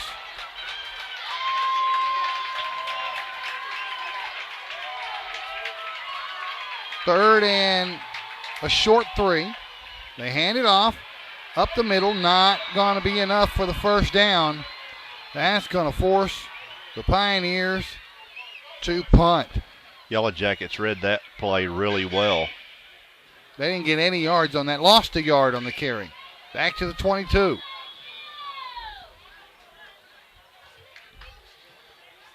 They're not going to go for it. Young is going to punt the ball away, and the only punt we've seen him kick so far has been booming.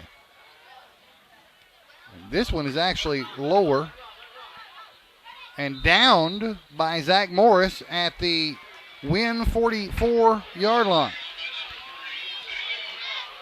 He played that like a shortstop down on one knee and fielded it. That's decent field position, you know. Can't fault him for it. He had a man bearing down on him.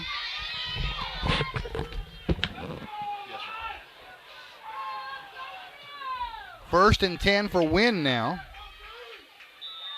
From their own 44. Selvey in motion. Wingo looks to pass, runs out of trouble. Almost picked off. Almost picked off by the Batesville Pioneers. Wesley Rudd, we're going to look at that on the replay. Wesley Rudd had it in his hands. And I don't think there he was right there. We just barely missed it on the replay. So brings up 2nd down and 10 for the Wynne Yellowjackets. Nothing there. Loss of yardage.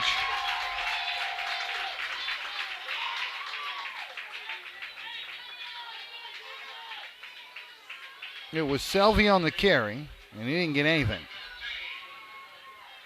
He lost 2 on the play, back to the 42. 3rd down and 12. Both teams' defenses coming out ready to play here in the second half.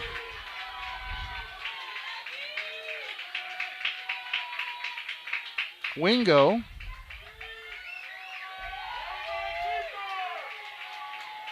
takes the snap from the gun, 3-step drop, fires it, almost picked off again. This time it was almost picked off by Jared May, and that's going to force Wynne to punt on the 3 and out. Okay, I think I'm back. Everything's good to go. Good. We're back up and running. 4th down and 12. The Yellowjackets are going to have to punt here. Both teams 3 and out to start the second half.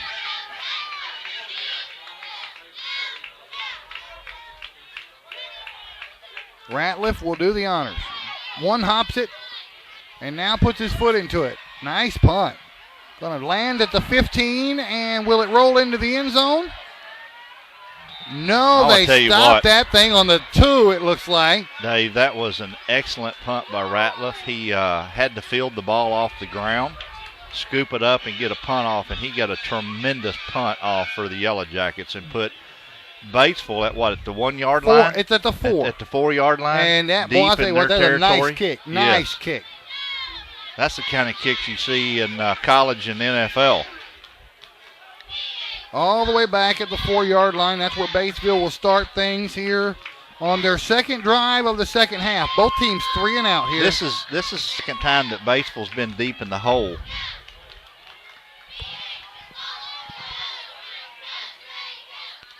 Harden hands it off.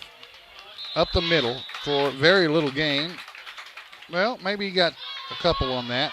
I did not see who the ball carrier was.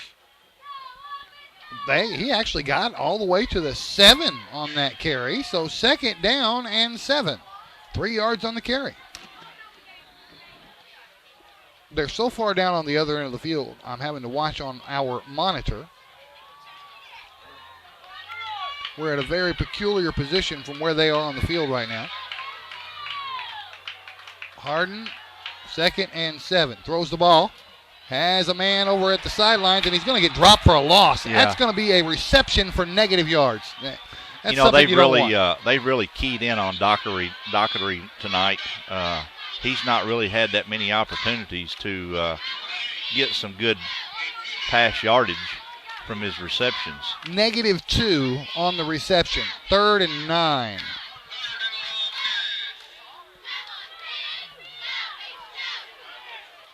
So Batesville in danger of another 3 and out here in the second half. The defenses for both teams have really stepped up here to start this second half. Harden from his own end zone takes the snap from the gun, keeps it. Looking for room to run, and he gets a little bit of positive yardage, but not enough for a first down, I don't think. The ball is going to be on the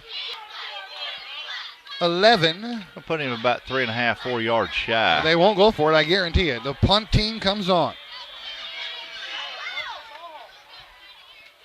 And they are deep in their own territory. The punter is standing in his own end zone.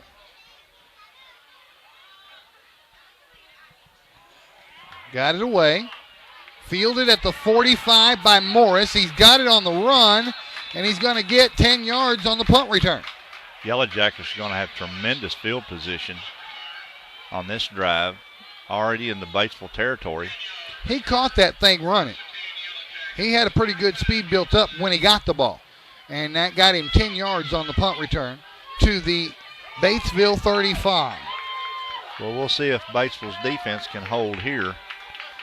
All 3 possessions of the second half so far have been 3 and outs. 2 for Batesville, 1 for Wynne. And now Wingo hands it off to Selvey up the middle. There's not very much there.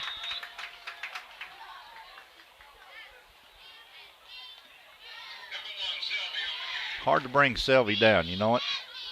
He's a slippery thing. 2nd down and 8. He gained 2 on that. The other thing is the clock has been continuously running. We're already down, approaching the 6-minute mark here in the third quarter.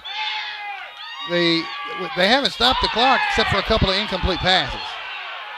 Wingo finally chased out of bounds. Batesville crowd really in an uproar about something. I'm not sure what they're hollering about. They wanted a holding call. I think so. Yeah, they're booing. They wanted a holding call. Well, he got all the way down to the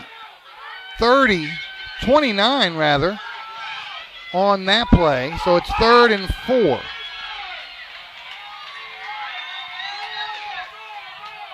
Now Selvey up the middle. First down yardage. Still on his feet. Finally brought down inside the 20.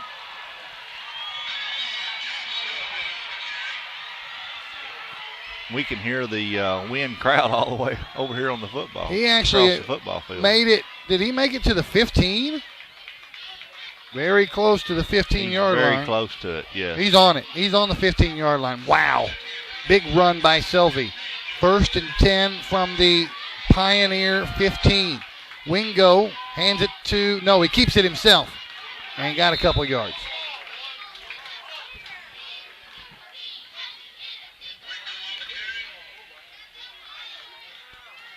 They're going to give him a couple of yards on that carry to the 13.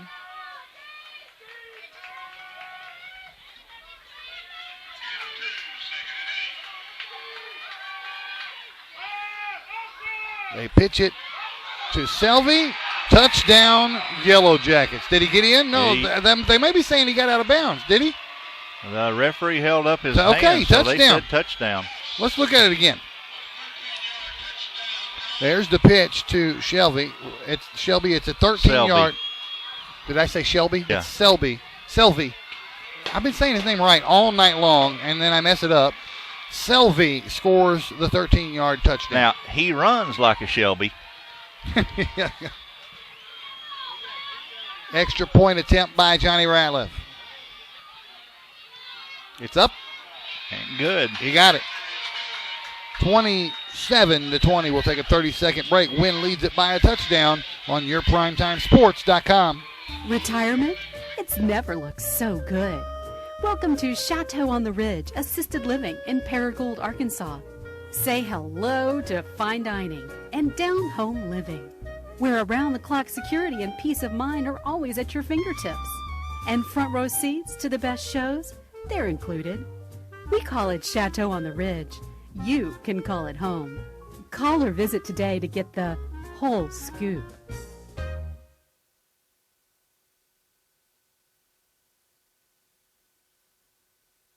Welcome back to yourprimetimesports.com. 27-20 now. Wynne has broken the tie. Batesville has never led in this ball game, but they've been tied twice. I was just fixing to say they played from behind all night long. You know, I was noticing this. I made this observation a minute ago. If I can get this in before they kick it off. The other thing about the press box being on this side of the field is that your chain gang is on the home sideline, which is this almost never happens. The Wynne chain gang is on their home sideline. Take that for what it's worth. Fielded at the 15 on the kickoff. It's Archuleta, and he's going to be dropped at the 30. 15-yard return.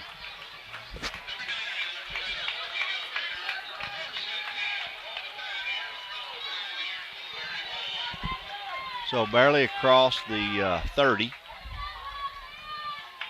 We'll call it the 30. Can you call that the 31? Yep, that's exactly what it is. 31-yard line is where Batesville will take over on this possession.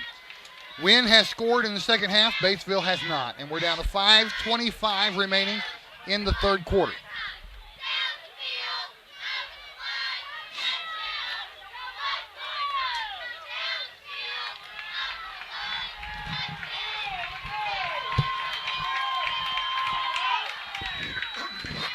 Play action, and they sniffed that one out, and they I believe that drive was Harden 62. back. See if that was 62.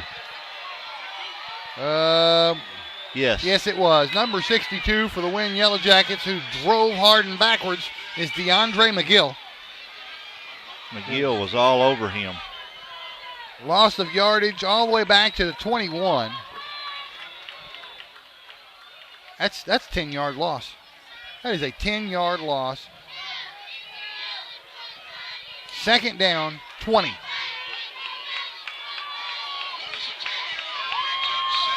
Big loss for the Pioneers.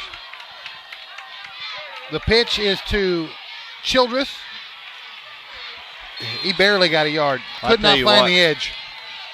Wynne Yellowjackets defense is just so impressive coming out here in the second half. And well, they definitely made some sort of adjustment in the halftime because Batesville can't move the ball. Well, and Batesville's struggled moving the ball against them all night long, but they're just so much more explosive here early in the third quarter. They actually got 2 yards on that play, that long play that ran the width of the field. So now it is 3rd and 18 from the 23. Now rolling to his right is Harden, trying to find the edge. He does, and is driven out of bounds. He got a first down. Wow, big play by Harden. He's driven out of bounds at the 43. It's enough for a Batesville first down. They finally get positive yardage, and that's their first down of the second half. Well, and Harden's going to have to do more of that to keep Batesville in this ball game. Pick and choose his runs, and that was a good run by Harden. He found the opening out there, and he just headed for it. Ball spotted on the 42 officially, so it's 1st and 10 for the Pioneers from their own 42. Harden under center. And he's going to pitch to Archuleta. Archuleta gets positive yardage across the 45 to maybe the 46.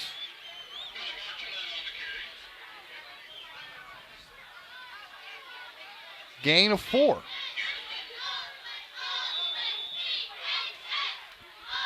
Batesville moving the ball for the first time in the second half. This is their third possession of the second half.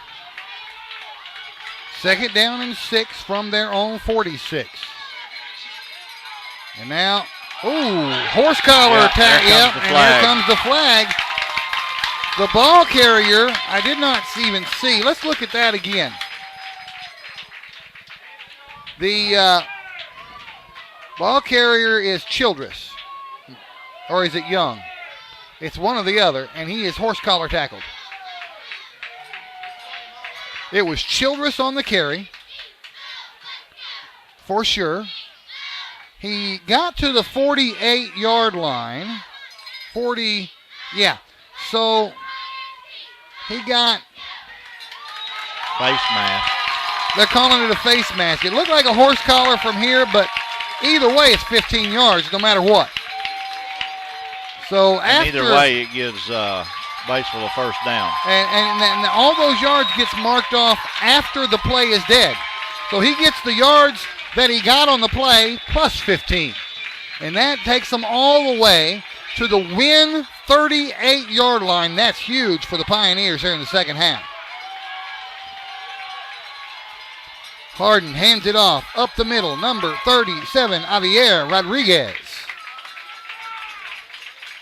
Picked up about 5 on that carry. They spotted on the 34. It's gonna be 4 yards. Second down and 6.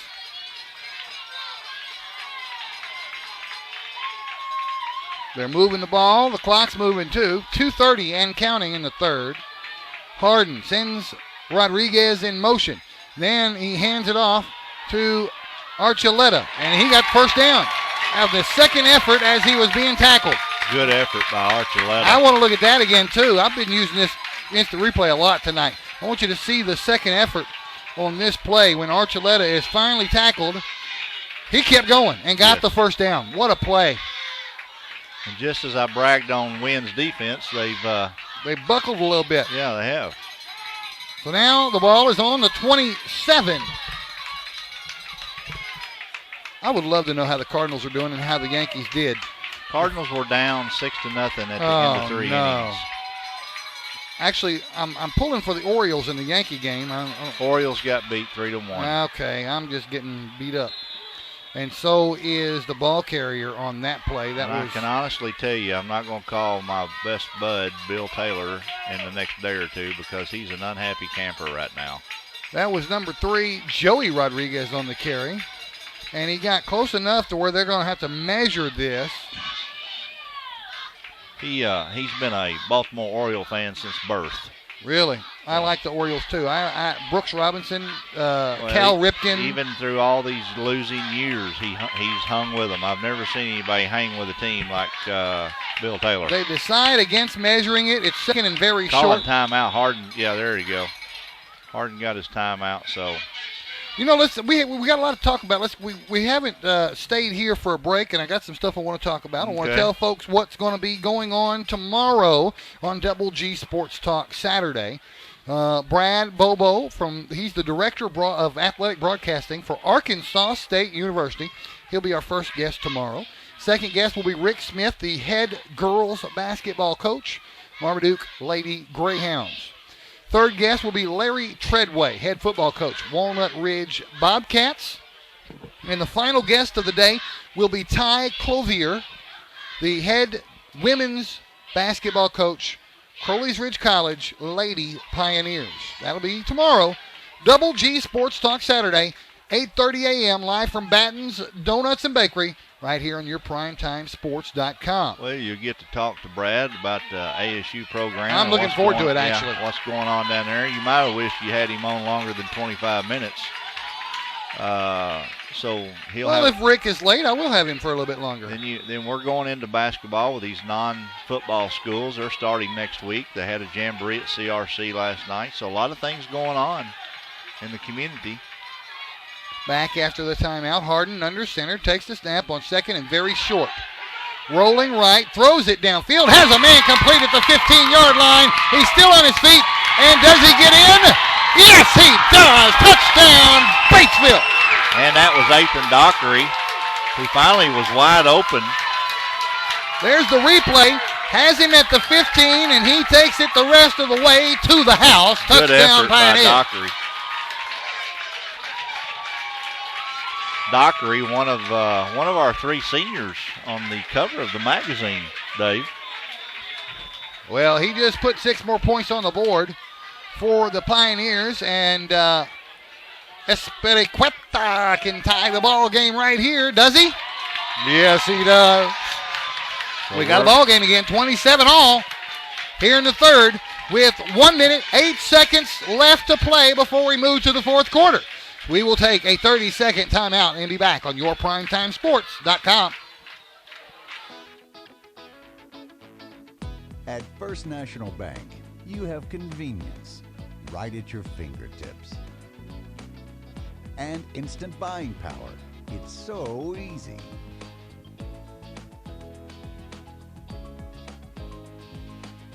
And when you're on the go, well, you know what to do.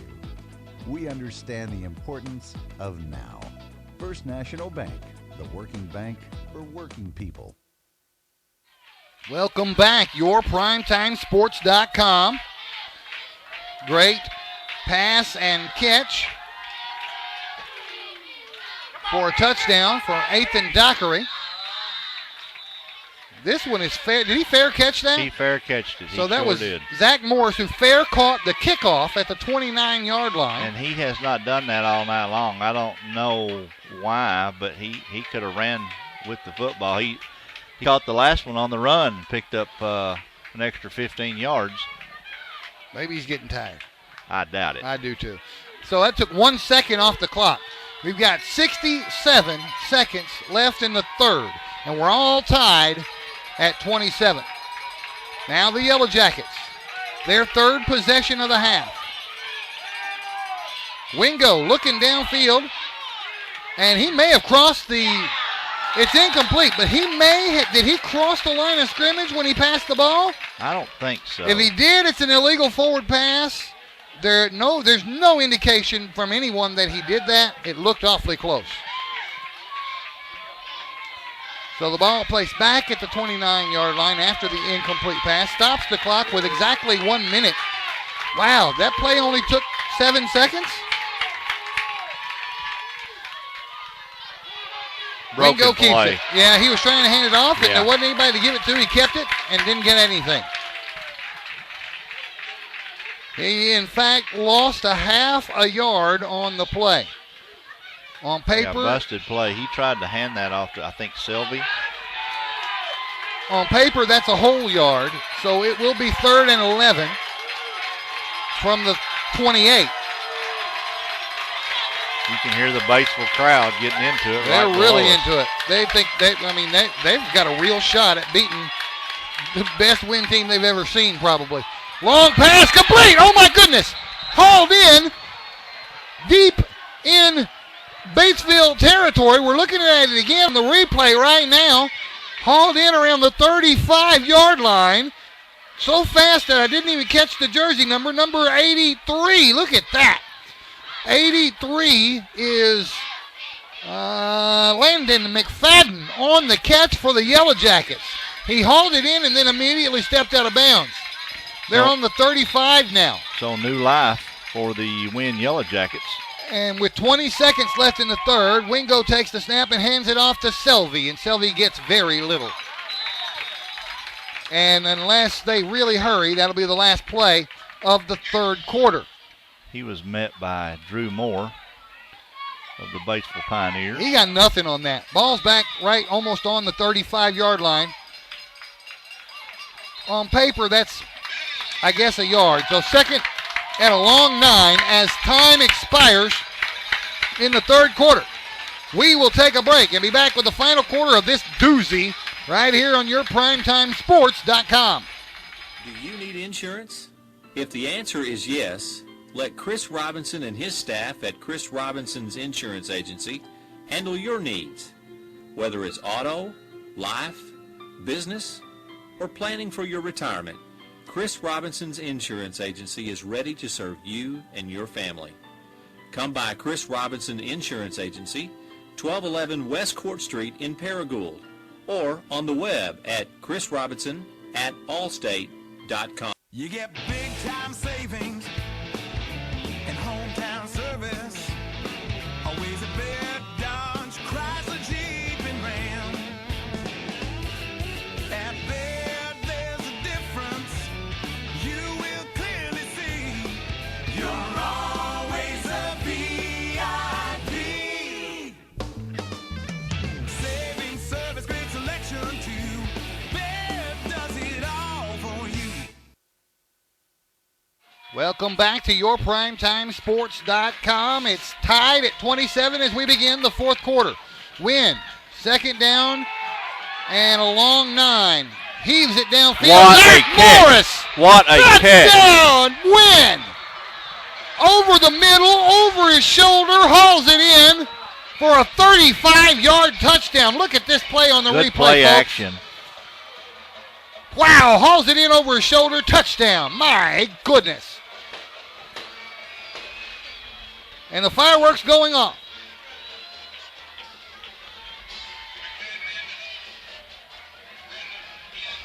Now the kickoff, or the point after attempt.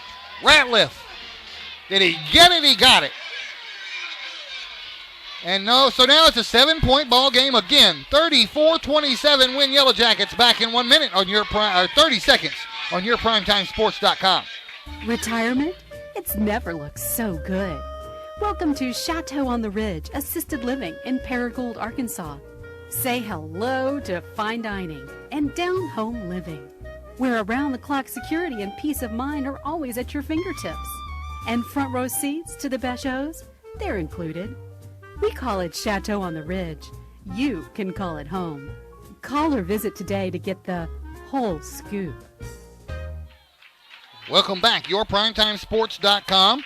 The Wynne Yellowjackets scored on the very first play of the fourth quarter, a 35-yard Butamus pass and catch for a touchdown from number 13 Wingo to Zach Morris. Just picked up some information on the Cardinals game. They're down 6-3. What inning? I'm not sure what inning. I just received a text, so 6-3. All right. If it wouldn't affect our broadcast, I'd look it up on this computer, but it would have an adverse effect, so we're going to leave it be. Here's the kickoff to the Pioneers, fielded at the 28 and brought down just across the 40-yard line. I believe that was number 24. Am I right? Yeah, 24. All right, ball carrier. The return man on that one was Jordan Russell. He got it at the 28, got to the 42, so we got 14 on the play.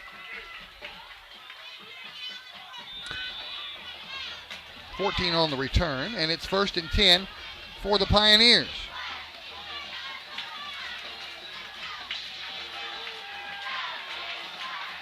Harden under center, trying to get Pioneers back in a tie with the Yellowjackets once again.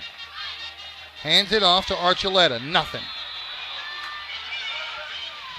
Nothing there for number 9,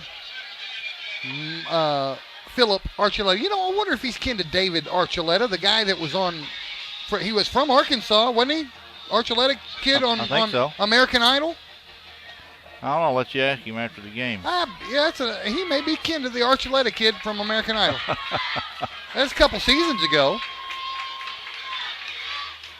And I'm not sure that was the one from Arkansas. Maybe I'm totally wrong. I probably am. 2nd down and 10. And he's under pressure, and he's going to get dropped for a loss. Harden is sacked again tonight. And again, it's number 62, DeAndre McGill, who drops the quarterback for a loss. That's not the first time he's done that tonight, folks. I think that's third or fourth time he's done that tonight. All the way back to the 34-yard line. Huge loss for the Pioneers, and they're trying to climb back in this. Only down by 7 in the fourth quarter. We're down to 10 and a half minutes left to play in the ball game. Third and really long. Third and about 18. Harden, play action, rolling left, now throws back to the right. Screen, over to the right, Archuleta, and all of that for only a gain of about 2 or 3 yards. Well, the Yellowjackets had that played real well. They had defenders on that side of the field, and Archuleta was tripped up by one of the defenders. Only gained a yard. My goodness. Okay, Ball. Dave. Cardinals scored 2 in the top of the 5th, so it's still the top of the 5th, and it's 6-3 right now. Okay, fantastic. Come on, Cards. Here's the punt from Young, and it's away from the return man and still rolling, and it's going to go dead at about the 18. That's where Wynne will take over. And Wynne just let it roll. All their punt return unit was already off the field just about while the Batesville Pioneers Well, I mean, he was kicked surrounded away. the ball. He kicked away from the punt return guy. He was lined up over there on the left hash Right. over there, and so he kicked it to the right hash and let it roll.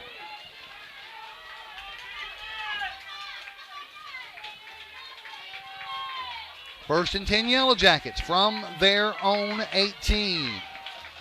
They lead it by a touchdown, 34-27 here in the fourth. The handoff, and Selvey still on his feet, finally brought down at the 25 with 9.5 minutes left in this ball game. Selvey's one of those running backs that's just so quick. Goes to his left or his right. He's just hard to bring down. His cut move is cat-like. Yes. 2nd and 3. And this time, the quarterback, Wingo, keeps it himself and barely gets back to the 25. Maybe he should have handed it to Selvey. That was the part of the fake there. He faked it to Selvey and kept it himself. Maybe he would have been better off to hand it to Selvey. Because I don't think he did not get a yard on that play. Still 3 yards to go. 3rd and 3. Wingo from the gun now. And a man, did a Wynne player move that time? I'm not sure. I thought I seen a yellow jersey move, but I know that number 99, Nope. now they're calling it on Batesville. Offsides, and it'll be an automatic. Well, I say automatic. It's enough for a first down. So that was Drew Moore that jumped off sides for the Pioneers. It was 3 yards to go for the first. That gave them 5, so first That's and the 10. second or third time that they've pulled that off tonight. Well, I mean, the body language from Wingo, the quarterback, is drawing these guys off sides. Yeah.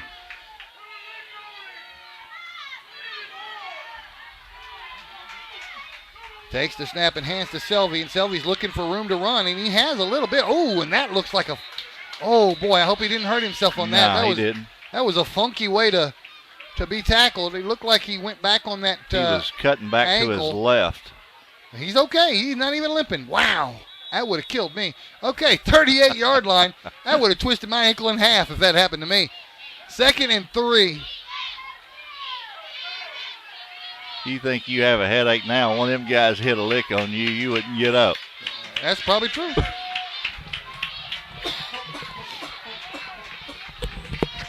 Second and 3. There's the snap. Selvey, handoff. Very close to a first down. Very close. I tell you what, number 99 for Drew Moore had him wrapped up, and Bell was coming across the field, and if Moore hadn't have pulled Selvey down when he did, I think Bell would have took his head off. He didn't quite get the first down, Clifton. It is very shy, like 6 inches shy of a first down. The ball just inside the 40-yard line. Selvey gets the first down that time, just barely. Boy, they are keying on him. He didn't get very much, but he did get enough to move the chain. Bell getting up slowly, coming off the field, holding his left wrist. On paper, that's a yard, and it's enough for a first down to the 41.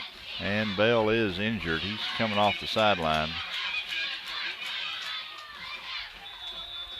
Wynne going no huddle. The clock says 7 minutes to play. Wynne with a 7-point lead and the ball. And they're going no huddle here. Wingo, 1st and 10 from the 41.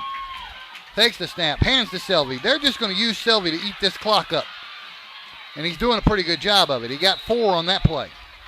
And if he stayed in bounds, the clock will continue to roll. It's rolling. He stayed in bounds. The ball placed on the 45, gain of 4. Well, what Batesville wants to stop here is they want the football back, number one. Number two, they do not want the Yellowjackets to score another touchdown. Well, Selvey's trying to run all the time off the clock so that it won't matter if they get it back or not. If they score another one and run and use all the clock to do it, it's curtains for Batesville. 2nd and 6, Selvey. Still on his feet.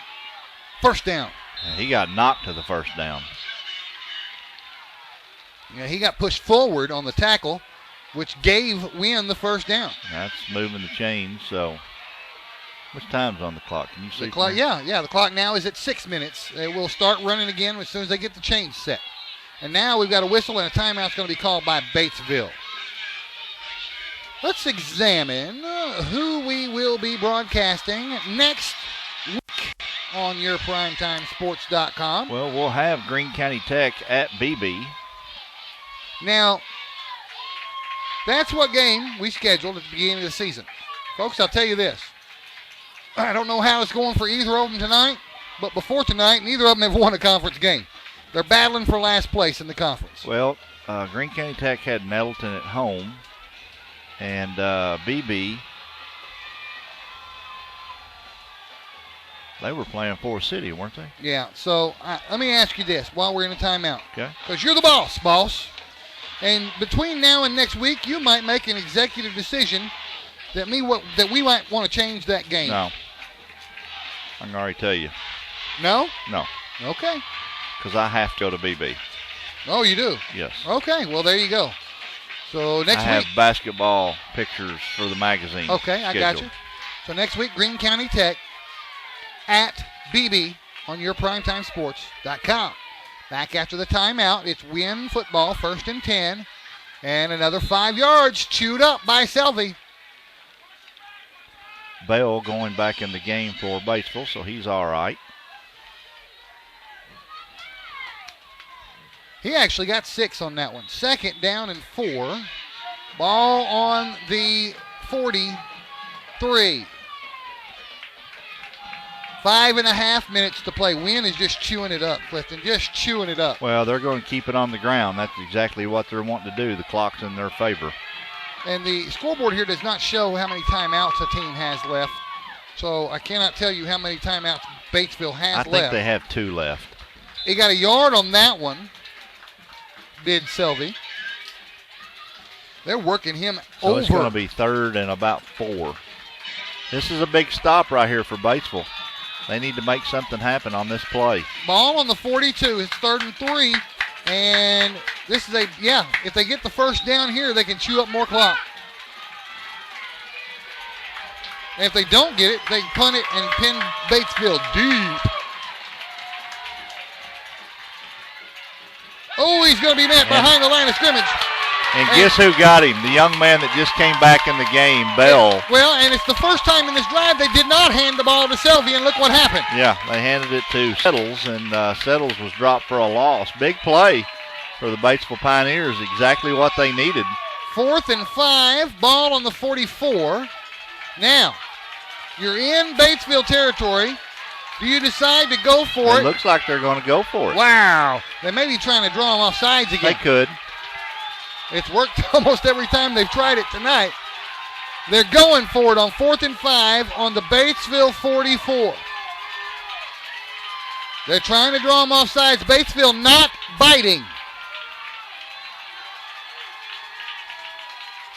And they'll probably end up calling a timeout to punt the ball. They're really working on the Pioneer defense to try and get them off sides. And that's exactly what they were trying to do. At this time, Batesville held their ground. Well, and they were working down the time clock, too. They wanted to they probably didn't call timeout till it got down to 1 second. So we'll take a timeout as well. We'll be right back on your PrimetimeSports.com. At First National Bank, you have convenience right at your fingertips. And instant buying power. It's so easy.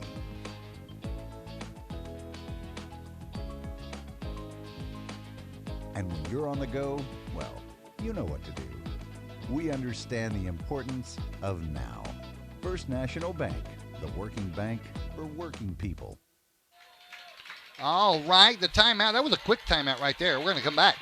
And it is 4th and a long 5.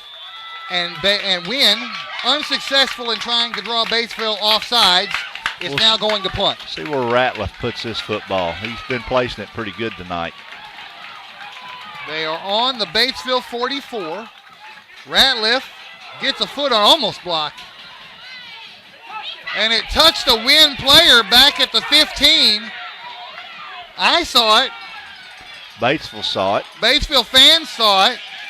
Looked like it nicked his jersey. And actually, the referee saw it too. They have thrown down a beanbag at the 16-yard line. That's where it hit a player on the shoulder, and that's where it will be down. So a break, about a 3-yard break for the Batesville Pioneers right there. They will start from their own 16 with 3:39 left to play in the ball game. It's do or die time for the Pioneers. This is for all the marbles right here. And you can hear the Batesville fans trying to get behind these Pioneers. Down by 7. Here we go. Harden from the gun. Takes the snap, rolls right, looks downfield, under pressure, gets away from it, heaves it downfield, has a man over his head. Oh my gosh, he was under the gun. He was being pursued by at least one Wynne defender, got away from him, and then let the thing fly, and it was over the head of the receiver and incomplete. It stops the clock with 3:31, and there's an injured player down on the field for Batesville. The young man that was trying to catch the football. I think he came down wrong on that ankle, yeah. Number 14, and that is Jared May, who twisted his ankle coming down after trying to catch that ball. They're helping him off the field. He seems to be already walking it off. Hopefully he's going to be okay. It stops the clock with 3:31 remaining in the ball game. It's going to be 2nd and 10. Ball still on the 16 for the Pioneers.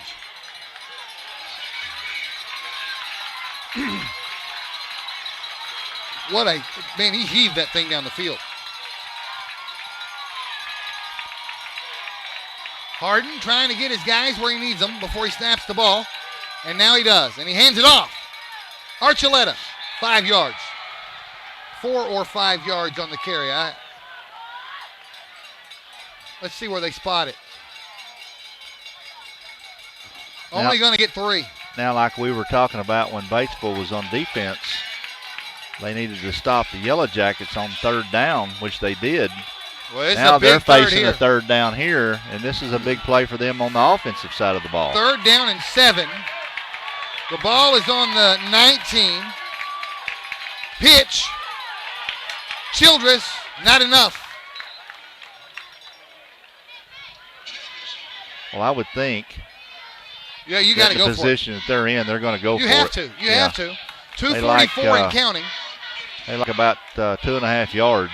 Ball is on the 24. 4th down and a couple. Long 2, short 3. They have to go for it. Clock still running. 2:20 left to play. Harden trying to get his men in position. Sends the man in motion. Takes the snap. Pitches. And Drop! met behind the line of scrimmage And that'll be the ball game, folks. by number 2, Johnston, Dallas Johnston for the Yellow Jackets. Let's see if we can look at it again real quick. Archuleta, the ball carrier, did not get the first down. He got dropped behind the line of scrimmage. Actually, that was number 41 that met him behind the line of scrimmage for the Yellow Jackets. Was it 41 or 47? 41, Dave. Okay, LaMarcus Holmes. LaMarcus Holmes on the stop. Big stop Huge by the stop. Yellow Jackets. The ball is on the 24. That was a no-gain play.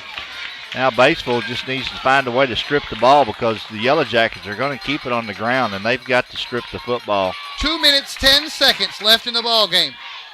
Selvey looking for the edge. Finds it. Gets about 3 yards on the carry. And he's found that edge twice tonight, so you do not want him to get outside because he has bursting speed once he gets around that corner. He's made a couple of big plays around that edge tonight. One of them for a touchdown. 2 of them for a touchdown. Both of them were for touchdowns, yeah. One on this end and one on that end. Right. And a timeout has been called by Batesville. We'll take one, too. We'll be back on yourprimetimesports.com. You get big time savings and hometown service. Always a bed, Dodge, Chrysler, Jeep, and Ram.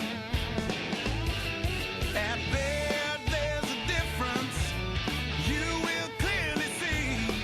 You're always a VIP. Saving service, great selection too. Baird does it all for you. Welcome back after the Batesville timeout. I do not know how many timeouts they have left or if that was their last one. I think they have one left. Okay. It is 2nd down and 8 for Wynne. 2 minutes, 4 seconds left to play. Yellow Jackets lead it by a touchdown. They hand it off to Selvey. And he gets more positive yardage right up the middle, chewing up clock, staying on his feet as long as he can to make the clock keep going. It's going to be just inside the 20. To the 19-yard line. Clock continues to roll. 1:40 and counting. 100 seconds left in the ball game. Wynne, all they need to do is get a first down, and I think this thing's over, Clifton. I would agree with you. 3rd and 5. And they're chewing up as much as they can. The play clock down to 1. They've snapped the ball. Selvey. He's not going to get the He first didn't get down. it. No, sir. And they finally blow the whistle. And now we're approaching the 1 minute mark. They're successfully chewing as much clock as possible. He got 1 yard on that. 4th down and about 3. We're down under a minute to play, and they're going to chew every bit of clock. Play clock says 15. Game clock says 53. 50. They're going to use it all. Play clock 5, 4, 3. Then they may call timeout to use every bit of it. And that's what they do. And that stops the clock with 40 seconds left to play. 39.6 to be precise. Very, very quick break, and we'll be back on yourprimetimesports.com. At First National Bank, you have convenience right at your fingertips. And instant buying power. It's so easy.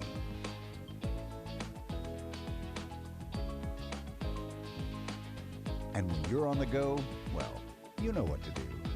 We understand the importance of now. First National Bank, the working bank for working people. Okay, folks, here's the situation. 4th down and 3 for Wynne. With 39 seconds left to play, they are on the Batesville 18. They're going to go for it. If they get the first down, Batesville will not touch the ball again. If they do not get the first down, and now we got a whistle and another timeout called by Wynne. They've called their last timeout. We're going to keep it here on this timeout. So where I was, what I was going to say is, if Wynne gets the first down, Batesville will not touch the football again tonight. If Batesville holds them on fourth down, they will have about 30 seconds to try and tie this ball game. Well, 30 seconds to take it about 80 yards, 75, 80 yards. It's better than no shot at all for the Batesville Pioneers. They have played a tremendous effort by both teams tonight. This has by far been our best game that we have broadcasted. Oh, we knew that coming in tonight. This was going to be a very good football game. Probably, I was even thinking at halftime that it could possibly go into overtime. Had a real good game at BB earlier, Paragould and BB, but this one beats that game. 4th and 3. The snap. Wingo passes it. Touchdown, Wynne Yellowjackets. And that was to number 3. Morris again. hauls it in. What a touchdown to ice the game. 18 yards to ice the game. So now this is one of those deals, Clifton, where the final score will not be really indicative of how this game was played. They're going to get a 2-touchdown win, and this was not a 2-touchdown. No, it was not a 2-touchdown game. He missed that again. He wide, hooked another one. Hooked it, rather. 40-27 the score. 35 seconds left to play in the ball game, and that seals the deal, folks. Wynne will be undefeated in conference play. They'll remain undefeated, and Batesville will get their first conference loss and drop into second place in the 5A East. What a game this has been.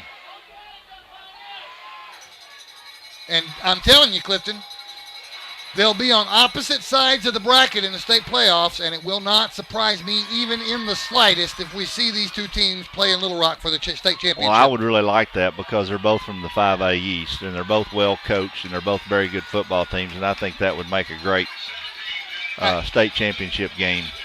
I think Wynne's chief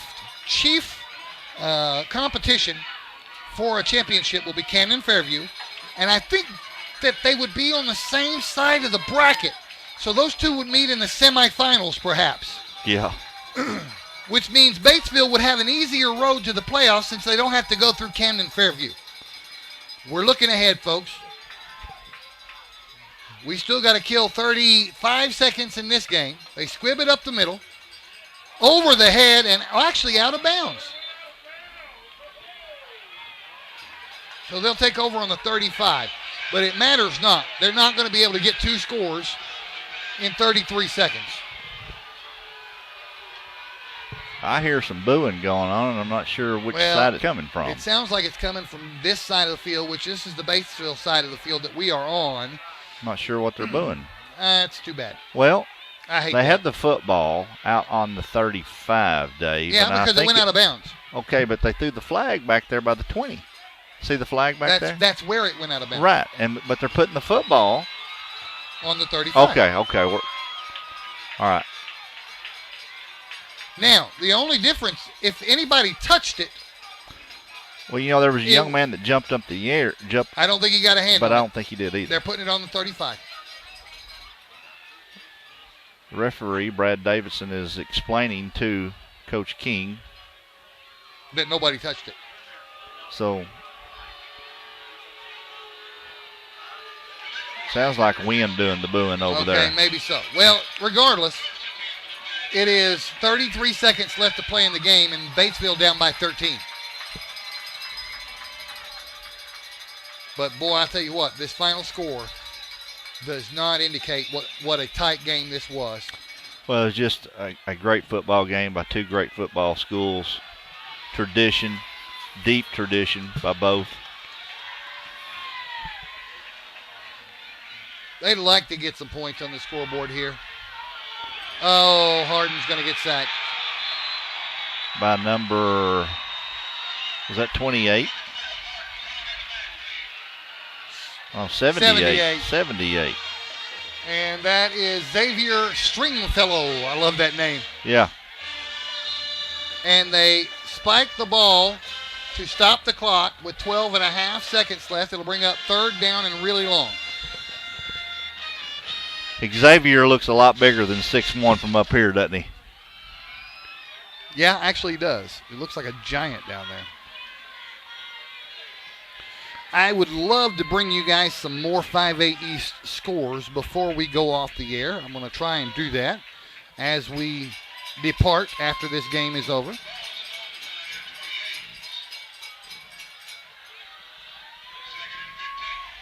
Second down and 16. They pass the ball, and it is out to complete Dockery. to Dockery. He's trying to get some yardage and gets knocked out of bounds at midfield with 4.5 seconds left to play. And there goes the Yellow Jacket and the four-wheeler over there that sounded off the siren in front of the crowd. Well, I'll tell you what, Camden Fairview just tearing up DeQueen tonight. Their Wynn's chief competition for a state championship, 56-6 on the final score on that one. Just tore them up. The last play of the game was probably right here, folks. Harden takes the snap with 4 seconds left to play. Looks downfield, heaves it down there. It is caught. Oh, a pitch. And he's not going to be able to do anything with it. He's driven out of bounds at the 20 and Wynne a Gatorade bath on the far side of the field, and that seals the deal. Final score, 40-27, Wynne Yellowjackets. Well, just a big win from the Wynne Yellowjackets here on their home field, and we just knew it was going to be a good football game between these two schools. Coach King and his group will go back Monday, and they'll regroup and try to hope that Wynne picks up a loss and they continue to win. The Wynne Yellowjackets will take sole possession of first place in the 5A East Conference. And, hey, no slouch. Batesville drops to second. And they'll probably remain there and be second at the end of the year, and they'll be on opposite sides of the playoff bracket. Who knows what will happen? Yeah, who knows? We have 3 weeks left, and I wished I knew. I wished I had their schedules here in front of me to see who they had coming up playing. Now, Batesville will be playing Tech. I do know that. Well, I'll go over that here in just a minute if I get a chance. Right now, I want to go over the current other 5A East scores. Blytheville and BB in a dogfight right now. At Blytheville, BB leads it by 1, 27-26 in the fourth quarter. Also in the fourth quarter, Forest City having no problems whatsoever, hosting Paragould 34-0. 34-0. In the fourth. Now, Forest City only has one loss in conference play. That's true. But their improved team. Loss was to Batesville. Their loss was to Batesville. That's true. Greene County Tech leading in the fourth quarter over in the Nettleton Raiders, and in a much-needed win, hopefully for the Greene County Tech Eagles, 35-27 in the fourth quarter. Tight ball game at Greene County Tech. None of those are final. And again, I want to go over this one. Camden Fairview, the leading candidate, also the other leading candidate for a state championship, just manhandling the DeQueen Leopards tonight, 56-6. Right. Final score there. All right, folks, let's very briefly have a look at who's playing who next week in the 5A East Conference. And that would be the weekend of the 19th. That's October 19th, and I'm having a hard time bringing it up here, Clifton. I'll just look at it this way. Blytheville will be at Batesville next week on the 19th. I'm picking Batesville in that game. Okay. BB will be hosting Greene County Tech next week. That's the game that we are going to be bringing you live on your PrimetimeSports.com. Right. Forest City will be at Nettleton next week, and Paragould will host these Wynne Yellowjackets. You realize that we picked all 4 schools last week. We're 4 for 4 fall this comes out. Yeah, you're absolutely right. And we picked the same teams, too. So it's really not that competitive for us unless one of us picks something different. We picked the same picks. So I'm going to let you pick the complete conference next year in the magazine. Really? Yeah. Okay. All right, we'll look at that. Who, in order of how you think they will end the season. Okay. All right. Well, that's going to do it. You know what? I want to refresh one more time before we get off the air and see if any of these 5A East games have gone final before we go off the air. And they have, actually. BB wins over Blytheville, 27-26. Forest City wins over Paragould, 34-7. And the Greene County Tech Nelton game still in the fourth quarter, 35-27. That's a big win for BB. They were playing on the road. They were playing on the road, and they had not won a conference game this year, and they pulled one out on the road at Blytheville by a point. Congratulations, Badgers. That's going to do it for us tonight. We will see you tomorrow morning live from Batten's Donuts and Bakery in the Paragould Plaza as we bring you Double G Sports Talk Saturday. 4 great guests. Brad Bobo, Arkansas State University Broadcast Director of Broadcasting. Second guest, Rick Smith, Head Coach, Marmaduke Lady Greyhounds Basketball. Third guest, Larry Treadway, Head Walnut Ridge Basketball Coach. The camera's turned off. They can't hear. You know what? The camera's turned off upstairs, and we're still on the air, so I should probably do this. Hey, how we doing? Look at Coach Hill's pants. He is soaking wet on the backside. Oh, yeah, he turns got around. nailed, yeah. Look at it. Look. That's pretty bad. Yeah. Yeah, well, the camera upstairs is off, so you can't I wish see we what could we're get seeing. him up here. I'm thinking that's probably not possible. He's got too much going on down there. You never know. Anyway, Larry Treadway, Head Coach Walnut Ridge Bobcats, third guest of the show tomorrow. And the fourth guest will be Coach Ty Clothier, Crowley's Ridge College Lady Pioneers basketball. Anything else you want to say, Clifton? Well, I was just saying if maybe where he was walking to, he's coming over there. I don't know. It looks like they're going to have him on for something over there. Yeah, there's other people here, and they're going to try and grab him, too. I could have went and grabbed him. Just seeing where he's going. I think he's going probably to Batesville Radio.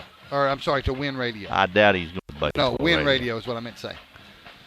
Yeah, somebody went in there and got him. So, but All anyway. Right. I'm looking one more time to see if Greene County Tech's game has gone final before we go off the air, and it has not. It is still in the fourth quarter. They usually end around 11. Tech 35, yeah. Tech 35, Nettleton 27 in the fourth quarter. Okay, folks, that's going to do it for us. You want to come down here and say bye? I guess I will. I'll come over here and put my shining face beside yours. Okay, yeah, see, now I'm sorry you did it. Get out of here. All right, we will see you tomorrow on Double G Sports Talk Saturday. Good night. Be safe. Yeah, thanks for joining us. We'll see you.